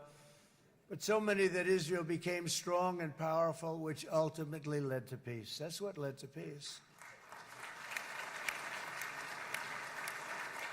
So as we celebrate today, let us remember how this nightmare of depravity and death all began. 2 years ago, on the eve of the Simchat Torah holiday, thousands of innocent Israeli civilians were attacked by terrorists, and one of the most evil and heinous desecrations of innocent life the world has ever seen, the worst slaughter of Jews since the Holocaust. The cruelty of October 7th struck to the core of humanity itself. Nobody could believe what they were witnessing.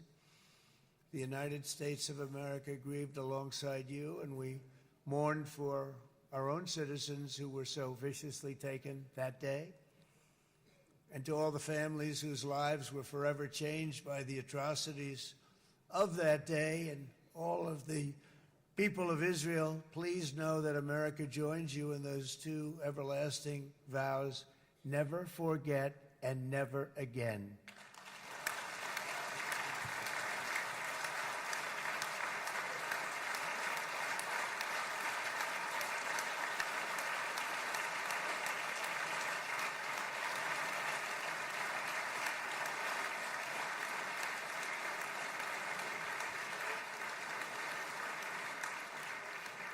From October 7th until this week, Israel has been a nation at war, enduring burdens that only a proud and faithful people could withstand. It was a very tough period of time. For so many families across this land, it has been years since you've known a single day of true peace. But now at last, not only for Israelis, but also for Palestinians and for many others, the long and painful nightmare is finally over.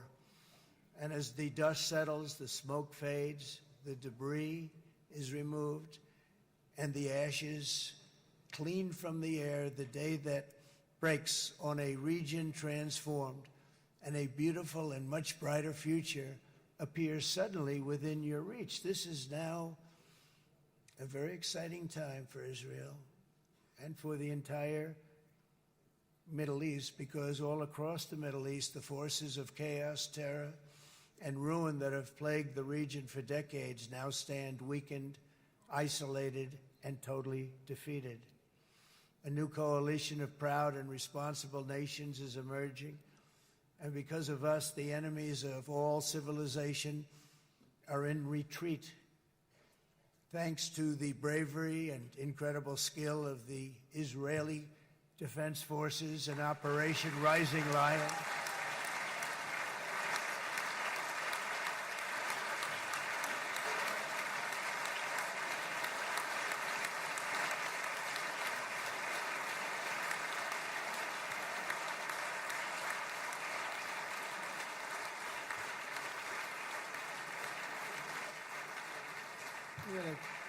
guy's central casting. Let's put him in a movie. Look at him. Great job. And my people loved working with you. Loved it. They worked so well together. But many of Iran's top terrorists, including nuclear scientists and commanders, have been extinguished from this earth. And with Operation Midnight Hammer, boy, that's a great name for that, what we did last June. The United States military flew 7 of those beautiful B-2 bombers. They look so beautiful all of a sudden. They were always, I thought they were pretty planes. I had no idea they could do what they did. In fact, we just ordered 28 more of them. A little updated version. We ordered a whole pile of them. And almost 100 other planes went with them, including fighter jets. And we had 52 tankers, big, beautiful, brand new tankers that were loading them up 4 or 5 times. They've traveled 37 hours back and forth. Think of that. But we had tankers all over the sky for all the other planes. We had the F-22s, the F-35s, F-16s. We had a hell of a lot of planes.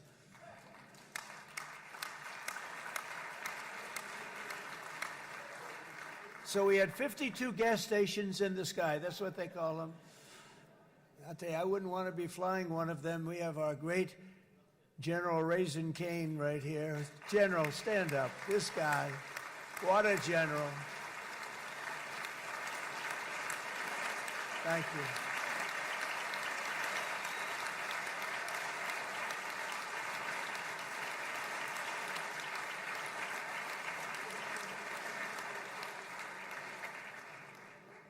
I asked General Cain, I said, you know, we're having problems with ISIS, and I was in Washington, and I asked, how long would it take to defeat ISIS? And my Washington generals told me, 3, 4, maybe 5 years, sir. I said, I don't get it. We've got the best equipment in the world. Why? So I flew to Iraq, and I met with a man named Cain. He said, what's your first name? He said, they call me Raisin, sir. I said, wait a minute, your name is Raisin Cain? I've been looking for you for a long time. You gotta be kidding. So they told me 3, 4, 5 years to defeat ISIS. And I sit down with him and I say, why is it? I flew there in the dark of night. I landed, I'll never forget it. It's quite a trip. I'm glad I made it because I met him. I said, could I ask you, General? I come down. He's standing with another general and a sergeant. Everybody was like central casting. They could go into a movie right now. Between him and you guys over here, we could get rich making movies, okay? And they got along so great. That's the beautiful thing, that your military and our military, Bibi, got along so great. But I was told by the television generals in Washington, we have the best equipment in the world. Why is it taking so long? And they said, 4 years. I said, so let me ask you, Raisin, how long would it take you to defeat ISIS? Sir, we can do it in 3 weeks, but you'll probably have some time left over. I said, you gotta be kidding. What the hell are you talking about? They said 4 years. I said, well, sir, look, it's not my place to say, but you're asking me the question. What you have to do is you hit him from the west, you hit him from the north, you hit him from the south, you hit him above, you hit him below. I said, so why didn't they do it? And he didn't want to speak badly of his superiors, which is hard to believe they were his superiors. Should have been the other way around a long time ago, because he's the one that did Operation Hammer. It was flawless. It was flawless. It was absolutely flawless. And I said, so you really think you can do it in 4 weeks? Yes, sir, 100%. You have to do it differently than they were doing it. They were using one base, and it was hundreds of miles away. And he says, we have all these portable bases all over the Middle East. And they didn't want to use them because they didn't want to offend the country where the portable, they wouldn't have even known what the hell the planes were going up, right?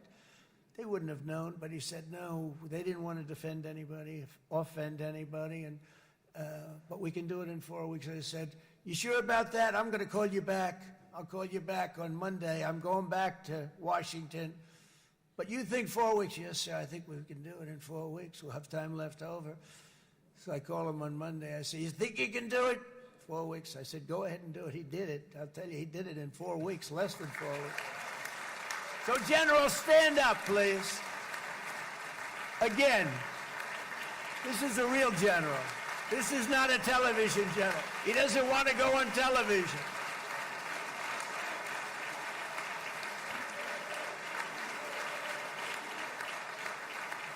He doesn't want to go on television. I said the other guys love being on television.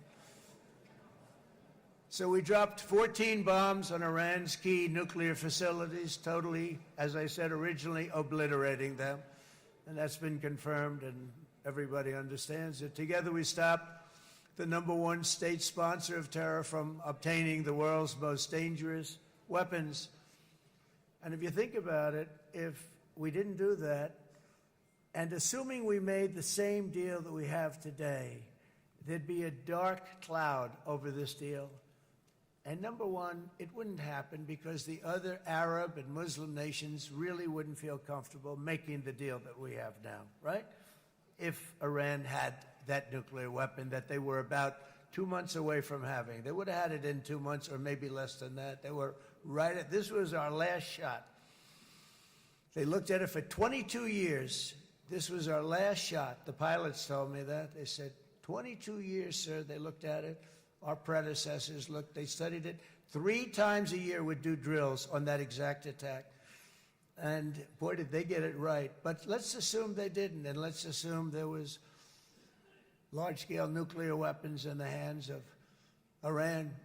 We couldn't be here today. Even if we signed the deal, which we couldn't do because a lot of people would not want to have anything to do with it, we took a big cloud off of the Middle East and off of Israel.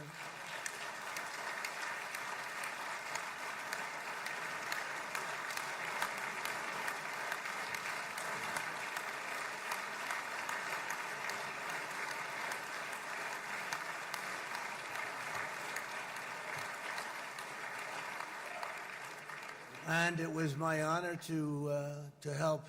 But isn't it true, though, that can you imagine the same, let's assume, Bibi, the same documents, we had everything the same, but you had somebody out there that was, in the opinion of everybody, all-powerful in the Middle East. They took a big hit, didn't they? Didn't they take a big hit? Boy, oh boy. They got it from one side, from the other. And you know it would be great if we could make a peace deal with them, and I think that's big. Would you be happy with that? Wouldn't it be nice, I think? Because I think they want to. I think they're tired. Somebody said, sir, they're starting their nuclear program again. I said, let me tell you something.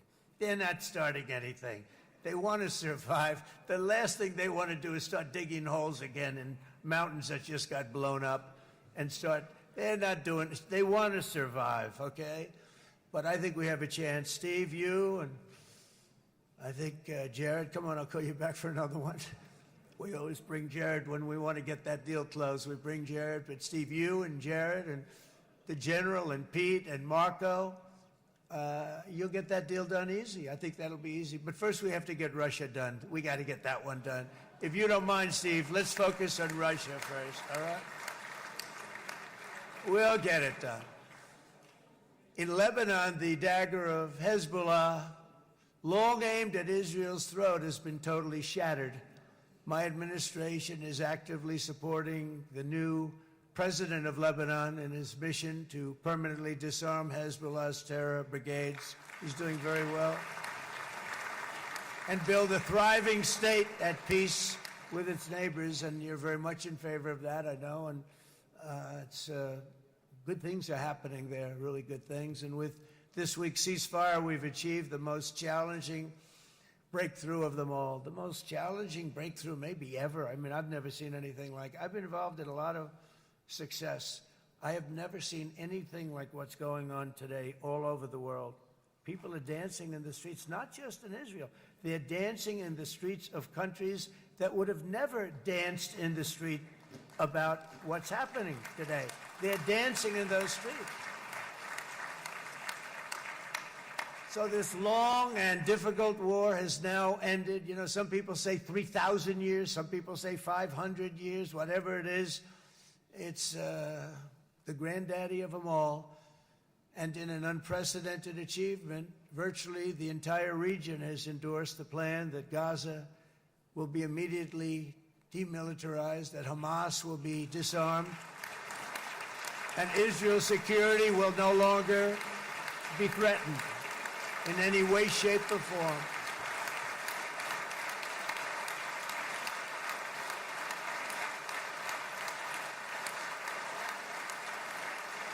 So Israel, with our help, has won all that they can by force of arms. You've won. I mean, you've won. Now it's time to translate these victories against terrorists on the battlefield into the ultimate prize of peace and prosperity for the entire Middle East. It's about time you were able to enjoy the fruits of your labor. Mr. Opposition Leader. I said he's a very nice opposition leader. I think, no, he's a nice man. Bibi, he's a nice man. Good. He knows what he's doing, right? No, a very nice guy. Well, see, now you can be a little bit nicer, Bibi, because you're not at war anymore, Bibi.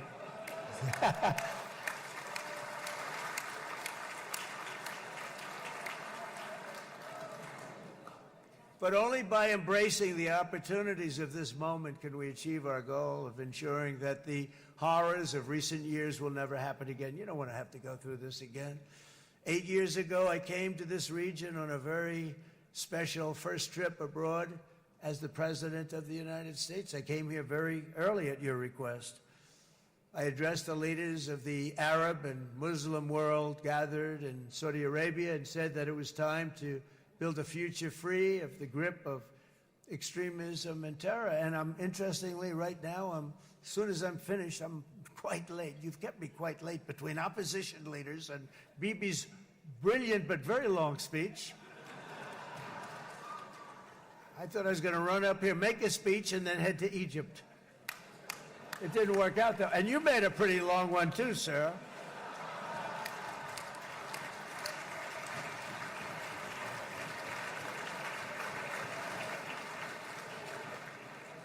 But I liked what you all said. It could be worse. Supposing on top of it, I didn't like what you said. That would be no good, Ron, would it? Ron, you did a great job, by the way, Ron.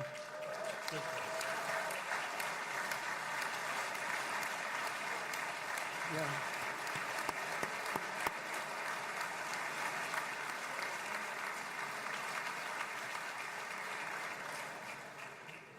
So I'm going to be meeting, actually, in a little while, I'm going to be meeting with the most powerful, the richest nations, really, in the world, although now, with the tariffs, the United States is by far the richest nation in the world, as you probably have been reading. But the richest nations, most powerful nations, tremendous, headed by some tremendous people in many cases. Some cases I wouldn't say necessarily I would endorse, but I will tell you, some incredible people that really helped us make this all possible. So I'll be going there. I'll be quite late. They might not be there by the time I get there, but we're going to give it a shot. But the journey we started back then led to the crushing defeat of the ISIS caliphate, to the monumental Abraham Accords, and ultimately to the historic ceasefire this week, in which many of those same nations really played a very pivotal role, I have to tell you. Steve will tell you that. Jared will tell you that. Together, we've shown that peace is not just a hope that we can dream about. It's a reality we can build upon day by day, person by person, and nation by nation. And because of that, the Middle East is finally ready to embrace its extraordinary potential. You have extraordinary potential in this region. It should now be clear to everyone throughout the region that decades of fomenting terrorism and extremism, jihadism and anti-Semitism have not worked. They haven't worked. They've been a disaster. They've just killed. They've killed.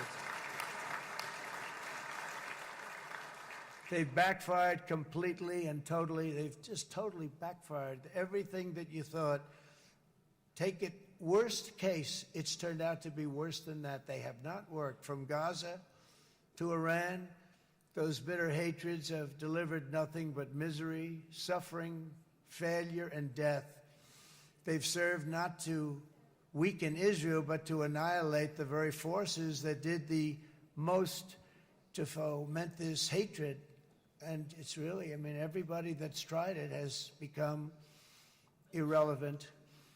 Meanwhile, we've seen those nations that set aside their differences, reached across ancient divides, and pursued engagement are now among the most successful in the region. They're getting along with Israel, and they're doing great. And I can tell you the 4 nations that joined the Abraham Accords early on, and you'd all be doing me a favor, and I'm going to be saying this in a little while to some other friends, would love you all to, is this right, Jared? Join up in the Abraham Accords. We have to join up and get together. You can have that whole thing filled out. We had a very weak administration, worst president in the history of our country by far. And Barack Obama was not far behind, by the way.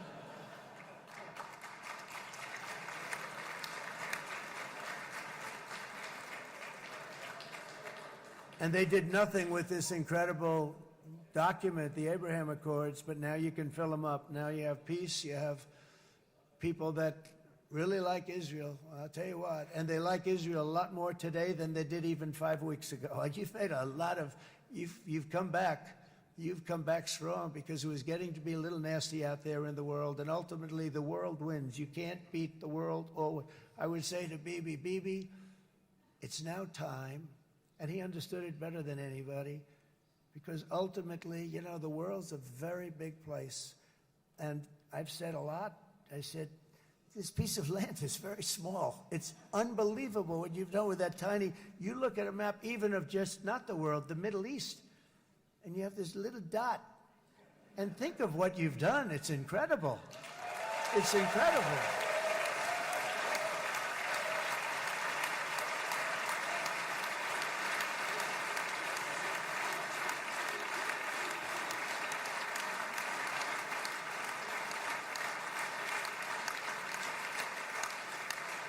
But the world is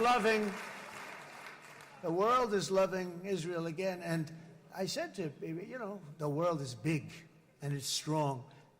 And Ron, ultimately, the world wins. And we don't have to worry about that now. But there was getting to be a period of time over the last few months, you know, the world wanted peace and Israel wanted peace. Everybody did. Everybody did. And what a victory it's been, right? What a victory it's been. If you would have gone on for 3, 4 more years, keep fighting, it was getting bad. It was getting heated. The timing of this is brilliant. And I said, Bibi, you're going to be remembered for this far more than if you kept this thing going, kill. It would be it would not be the same. And I just want to congratulate you for having the courage to say, that's it, we've won. And now let's enjoy our lives and let's rebuild Israel and make it stronger and bigger and better than it's ever been before. We're going to do that. Took a lot of guts. And the choice for Palestinians could not be more clear. This is their chance to turn forever from the path of terror and violence. It's been extreme, to exile the wicked forces of hate that are in their midst, and I think that's going to happen. I've met some people over the last couple of months that want to see it happen very much, and after tremendous pain and death and hardship, now is the time to concentrate on building their people up instead of trying to tear Israel down. We don't want that to happen again. And the total focus of Gazans must be on restoring the fundamentals of stability, safety, dignity, and economic development so they can finally have the better life that their children really do deserve after all these decades of horror. I intend to be a partner in this effort in the sense that we're going to help and we're going to do something that became unbelievably popular. Everybody wants to be on it. It's called the Board of Peace, okay? How about that? Is that a beautiful name? Like a board of peace.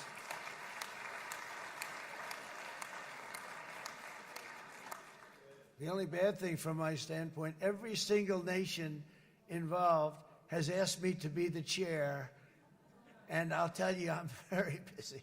I didn't count on that, but you know what? If we do it, we'll do it right, and we have unbelievable power and wealth, because you're going to need wealth. You're going to need wealth to rebuild things, and they have wealth like few people have wealth. I want to thank the Arab and Muslim nations for their commitment that they've made to support a safe rebuilding of Gaza and beyond. I have many Arab countries, very wealthy countries, that came up and said, we'll put up tremendous amounts of money to get rebuild Gaza, and I think that's going to happen. The power, they want dignity, they want to come forward, and they want to say, and I want to say who they are, because what they're doing is going to be, I think, something that you're going to be very impressed with, Bibi, and you need that. You need the kind of economic power that they have, and they want to see it work, and they want to see it be safe, and they want to see it be good for Israel, too. And as much money as it will be, and it's a lot, as you can see, it's a lot. For these countries, it's relatively little relative to their worth. It's really a lot of money like money like most people could never even conceive, but for these countries it's not that much, especially because it ensures success and stability in the Middle East, which is what they want to see. So many of them will be with us in Egypt in a little while, I think. I'm not sure. They may be gone. They may have taken their Boeing 747s and left. I said, what kind of a plane do you fly? 747. I said, that's a large plane. No, they may have. Steve, do you think they've left on their their brand new Boeing 747s? Or I don't know. We're going to find out soon. It's going to be a big story. There'll be 2 people left, and they'll be the 2 poorest ones.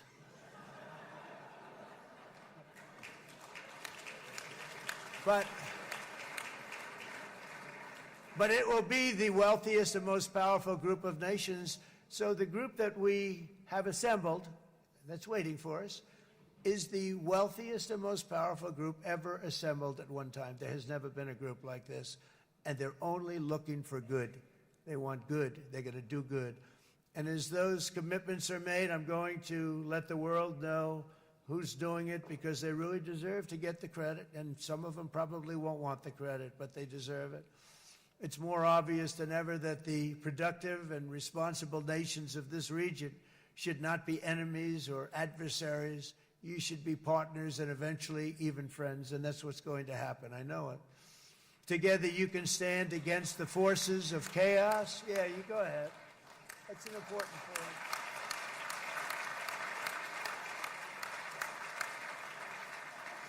Because you can stand against the forces of chaos that threaten all of your interests, and it's always a big threat, and unleash incredible prosperity and opportunity for all the people of these lands, and that's what's going to happen. You're going to unleash numbers and success, the likes of which Israel has never been able to think of, because you're so firm, and you should be, and you've done the right thing in defending yourself. You're not going to have to worry so much about it. You've won, and now you can build, and you can do things that you never even thought possible. When you put that genius into doing something else, it's going to be something it's going to be a miracle. The miracle in the desert, it's going to be amazing. And it already is in a true sense.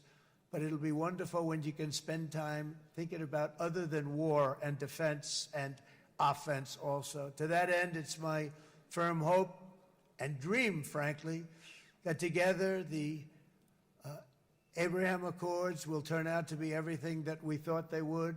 Those 4 countries were very, very brave in doing it. They did it at a very early point, and every single one of them benefits unbelievably financially. And if you noticed, even in this bad period that we just went through, they all remained a member of the Abraham Accords. They've done unbelievably well. And you know who you are, and I want to thank you. And they've stayed because of loyalty, but they've also stayed because it was really good business. They've made a lot of money being members, and you're going to all, I hope that every one of the countries that we're seeking, Jared, I hope they join quickly. No games, no nothing. Just join, get it. It's going to be a great peacemaker.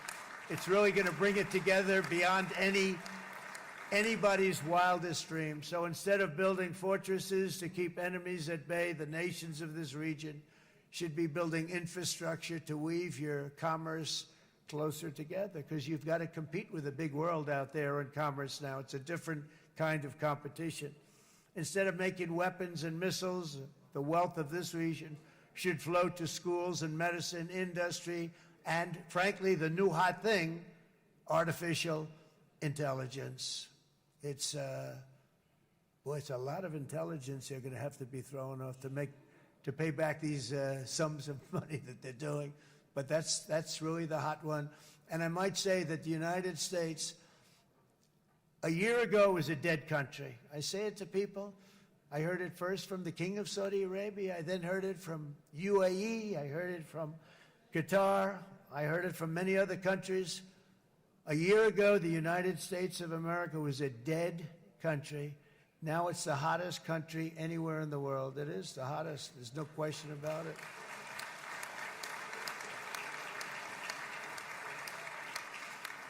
In fact, if you go back a year ago, before the election, although once we had November 5th, we became hot because people got it. I would say November 5th was a time that we became really hot.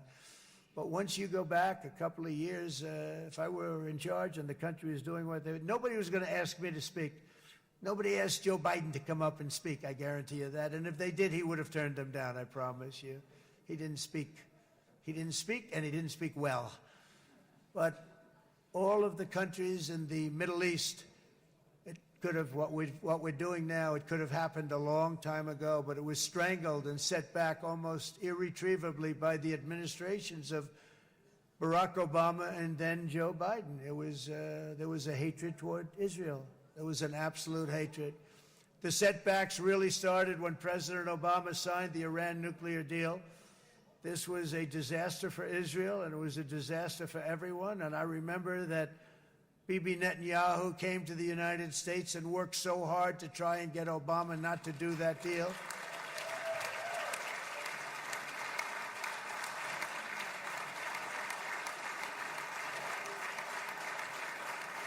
He worked so hard.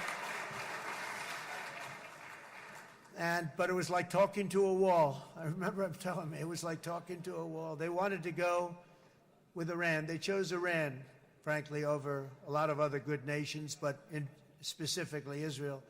And that was the beginning of a very bad period of time. You had Obama go out, and the Iran nuclear deal turned out to be a disaster. And by the way, I terminated the Iran nuclear deal, and I was very proud to do it.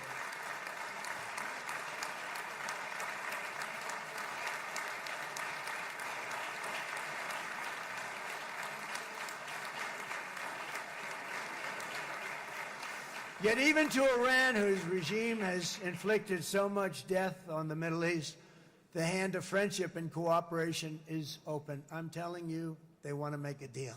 That's all I do in my life. I make deals. I'm good at it. I've always been good at it. And I know when they want. Even if they said, we don't want to make a deal, I can tell you they want to make a deal.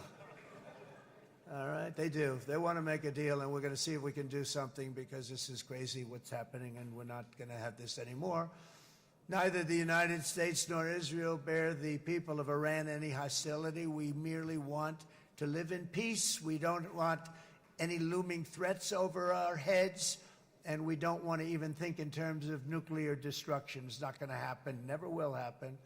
There's nothing that would do more good for this part of the world than for Iran's leaders to renounce terror, stop threatening their neighbors, quit funding their militant proxies, and finally recognize Israel's right to existence. They have to do that. They have to do that. And to Iran, and as you know, this is not said out of weakness. There's no weakness. But I'm going to say this, that we are ready when you are, and it will be the best decision that Iran has ever made. And it's going to happen. It's going to happen. And they're good people. I know a lot of Iranians in the United States. They're good people, smart, hardworking people. They don't want to see what's happened to their country. The story of fierce Israeli resolve and triumph since October 7th should be proof to the entire world that those who seek to destroy this nation are doomed to bitter failure. The state of Israel is strong, and it will live and thrive forever.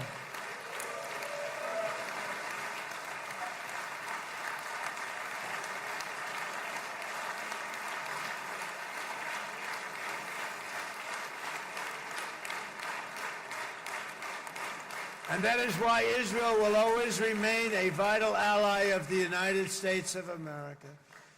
Israelis share our values, field one of the world's most powerful militaries. You really do. You have an amazing, what a job you've done. And have one of the most innovative economies on earth. Those are just a few of the reasons why I'm proud to be the best friend that Israel has ever had. And they all say it in the White House. They all say it. I guess it's true because everybody says it, baby. You said it today. Thank you. But as president, I terminated the disastrous Iran nuclear deal, and ultimately I terminated Iran's nuclear program with things called B-2 bombers. It was swift, and it was accurate, and it was a military beauty. I authorized the spending of billions of dollars, which went to Israel's defense, as you know. And after years of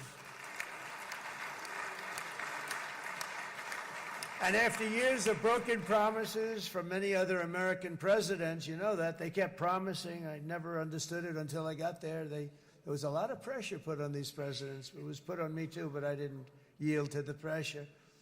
But every president for decades said, we're going to do it. The difference is I kept my promise and officially recognized the capital of Israel and moved the American embassy to Jerusalem.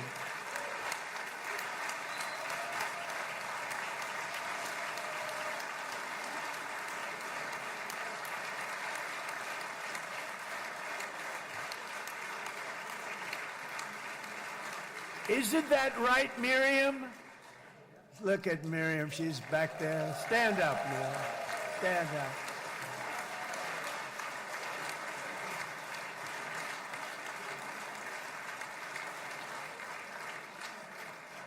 Miriam and Sheldon would come into the office. They'd call me.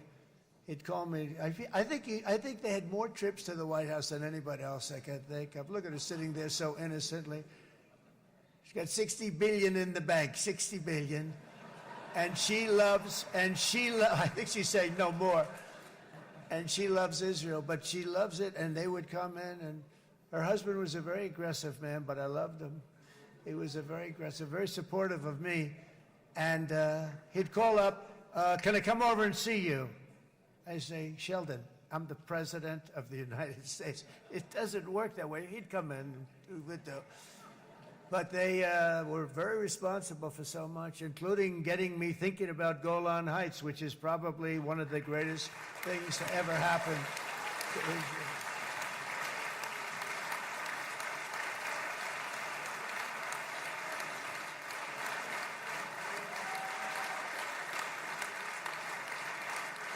Miriam, stand up, please.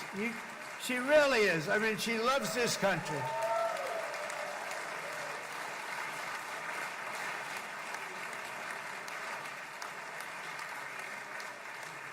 She loves this country. Her and her husband are so incredible. We miss him so dearly. But I actually asked her, I'm going to get her in trouble with this, but I actually asked her once, I said, so Miriam, I know you love Israel.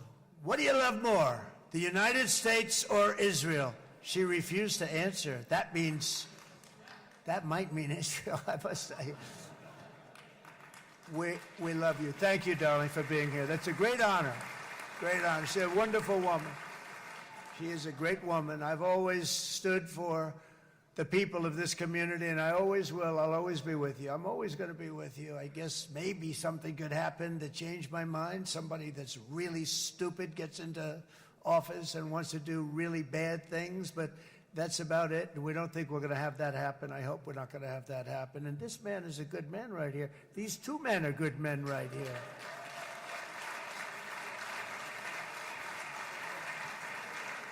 Hey, I have an idea. Mr. President, why don't you give him a pardon? Give him a pardon. Come on.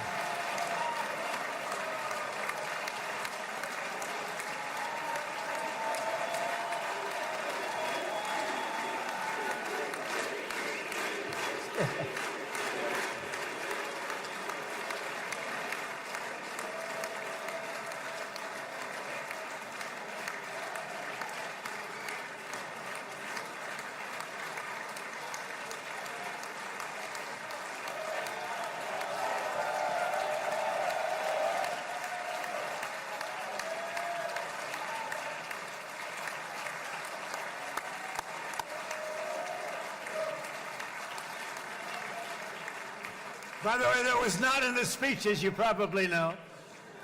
But I happen to like this gentleman right over here, and it just seems to make so much sense. You know, whether we like it or not, this has been one of the greatest wartime presidents. This has been one of the greatest wartime presidents. And cigars and champagne. Who the hell cares about that?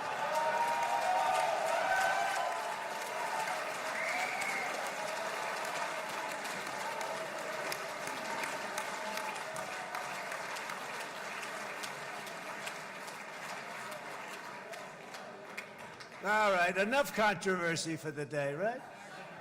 Actually, I don't think it's very controversial. So, you know, I mean, I see so popular. You are a very popular man. You know why? Because you know how to win.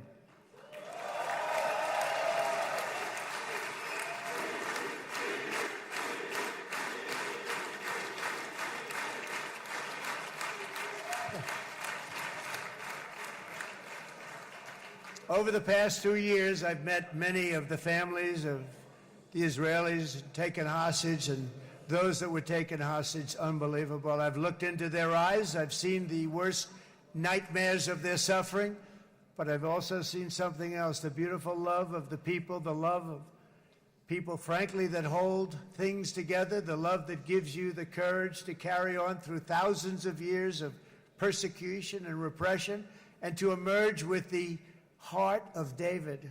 It's the heart of David. It's that love that's defeated the enemies of civilization, built this incredible country and this unbelievable economy, and forged one of the great democracies of the world. That is why it's a true honor to stand here today and address this assembly in your ancient and eternal now capital, Jerusalem. I'm proud to have helped in that regard.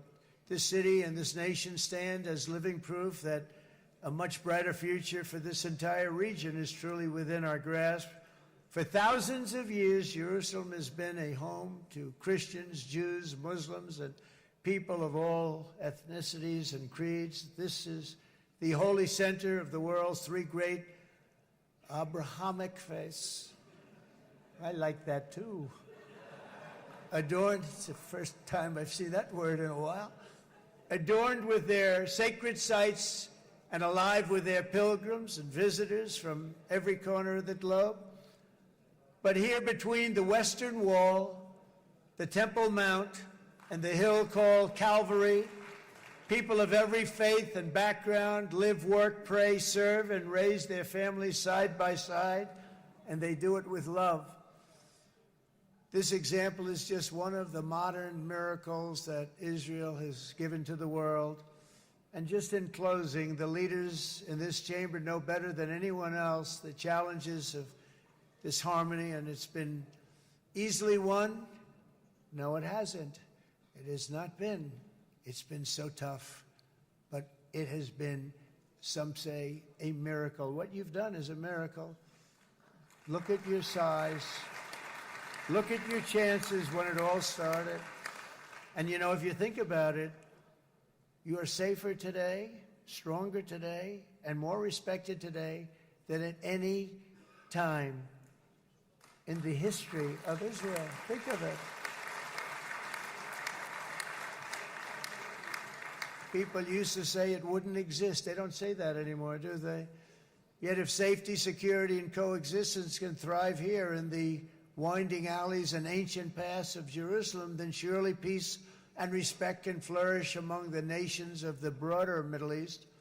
The God who once dwelled among his people in this city still calls us, in the words of Scripture, the turn from evil and do good, to seek peace and pursue it. So he still whispers truth into the hills and knolls and valleys of his magnificent creation, and he still writes hope into the hearts of his children all over the world. And that is why even after 3,000 years of pain and conflict, the people of Israel have never given up from the threats of Zionism, from all sorts of threats. You want the promise of Zion. You want the promise of success and hope and love and God. And the people of America have never lost faith in the promise of a great and blessed future for all of us. From the very first day that modern Israel was founded, we have stood together through thick and thin of setbacks, and through victory and defeat, through glory and heartache. We have built industries together. We have made discoveries together. We have confronted evil together, and we have waged war together, and perhaps, most beautifully of all, we have made peace together. And this week, against all odds, we have done the impossible and brought our hostages home.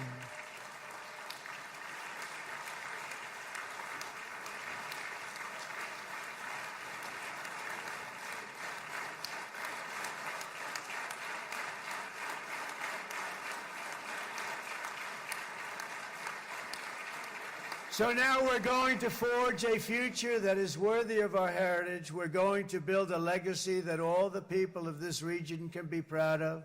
New bonds of friendship, cooperation, and commerce will join Tel Aviv to Dubai, Haifa to Beirut, Jerusalem to Damascus, and from Israel to Egypt, from Saudi Arabia to Qatar, from India to Pakistan, from Indonesia to Iraq, from Syria to Bahrain, Turkey to Jordan, the United Arab Emirates to Oman, and Armenia to Azerbaijan, another war that I just settled. We are going to have hope, harmony, opportunity, and happiness here in the spiritual and geographic center of the entire world. That's what you are. Israel, America, and all of the nations of the Middle East will soon be safer, stronger, greater, and more prosperous than ever before.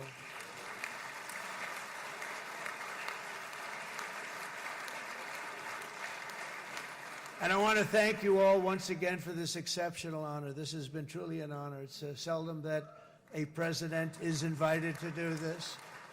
And I love Israel. I'm with you all the way. You will be bigger, better, stronger, and more loving than ever before. Thank you very much. God bless you. God bless the United States of America. And God bless the Middle East. Thank you, everybody. Good luck. Thank you very much. Thank you.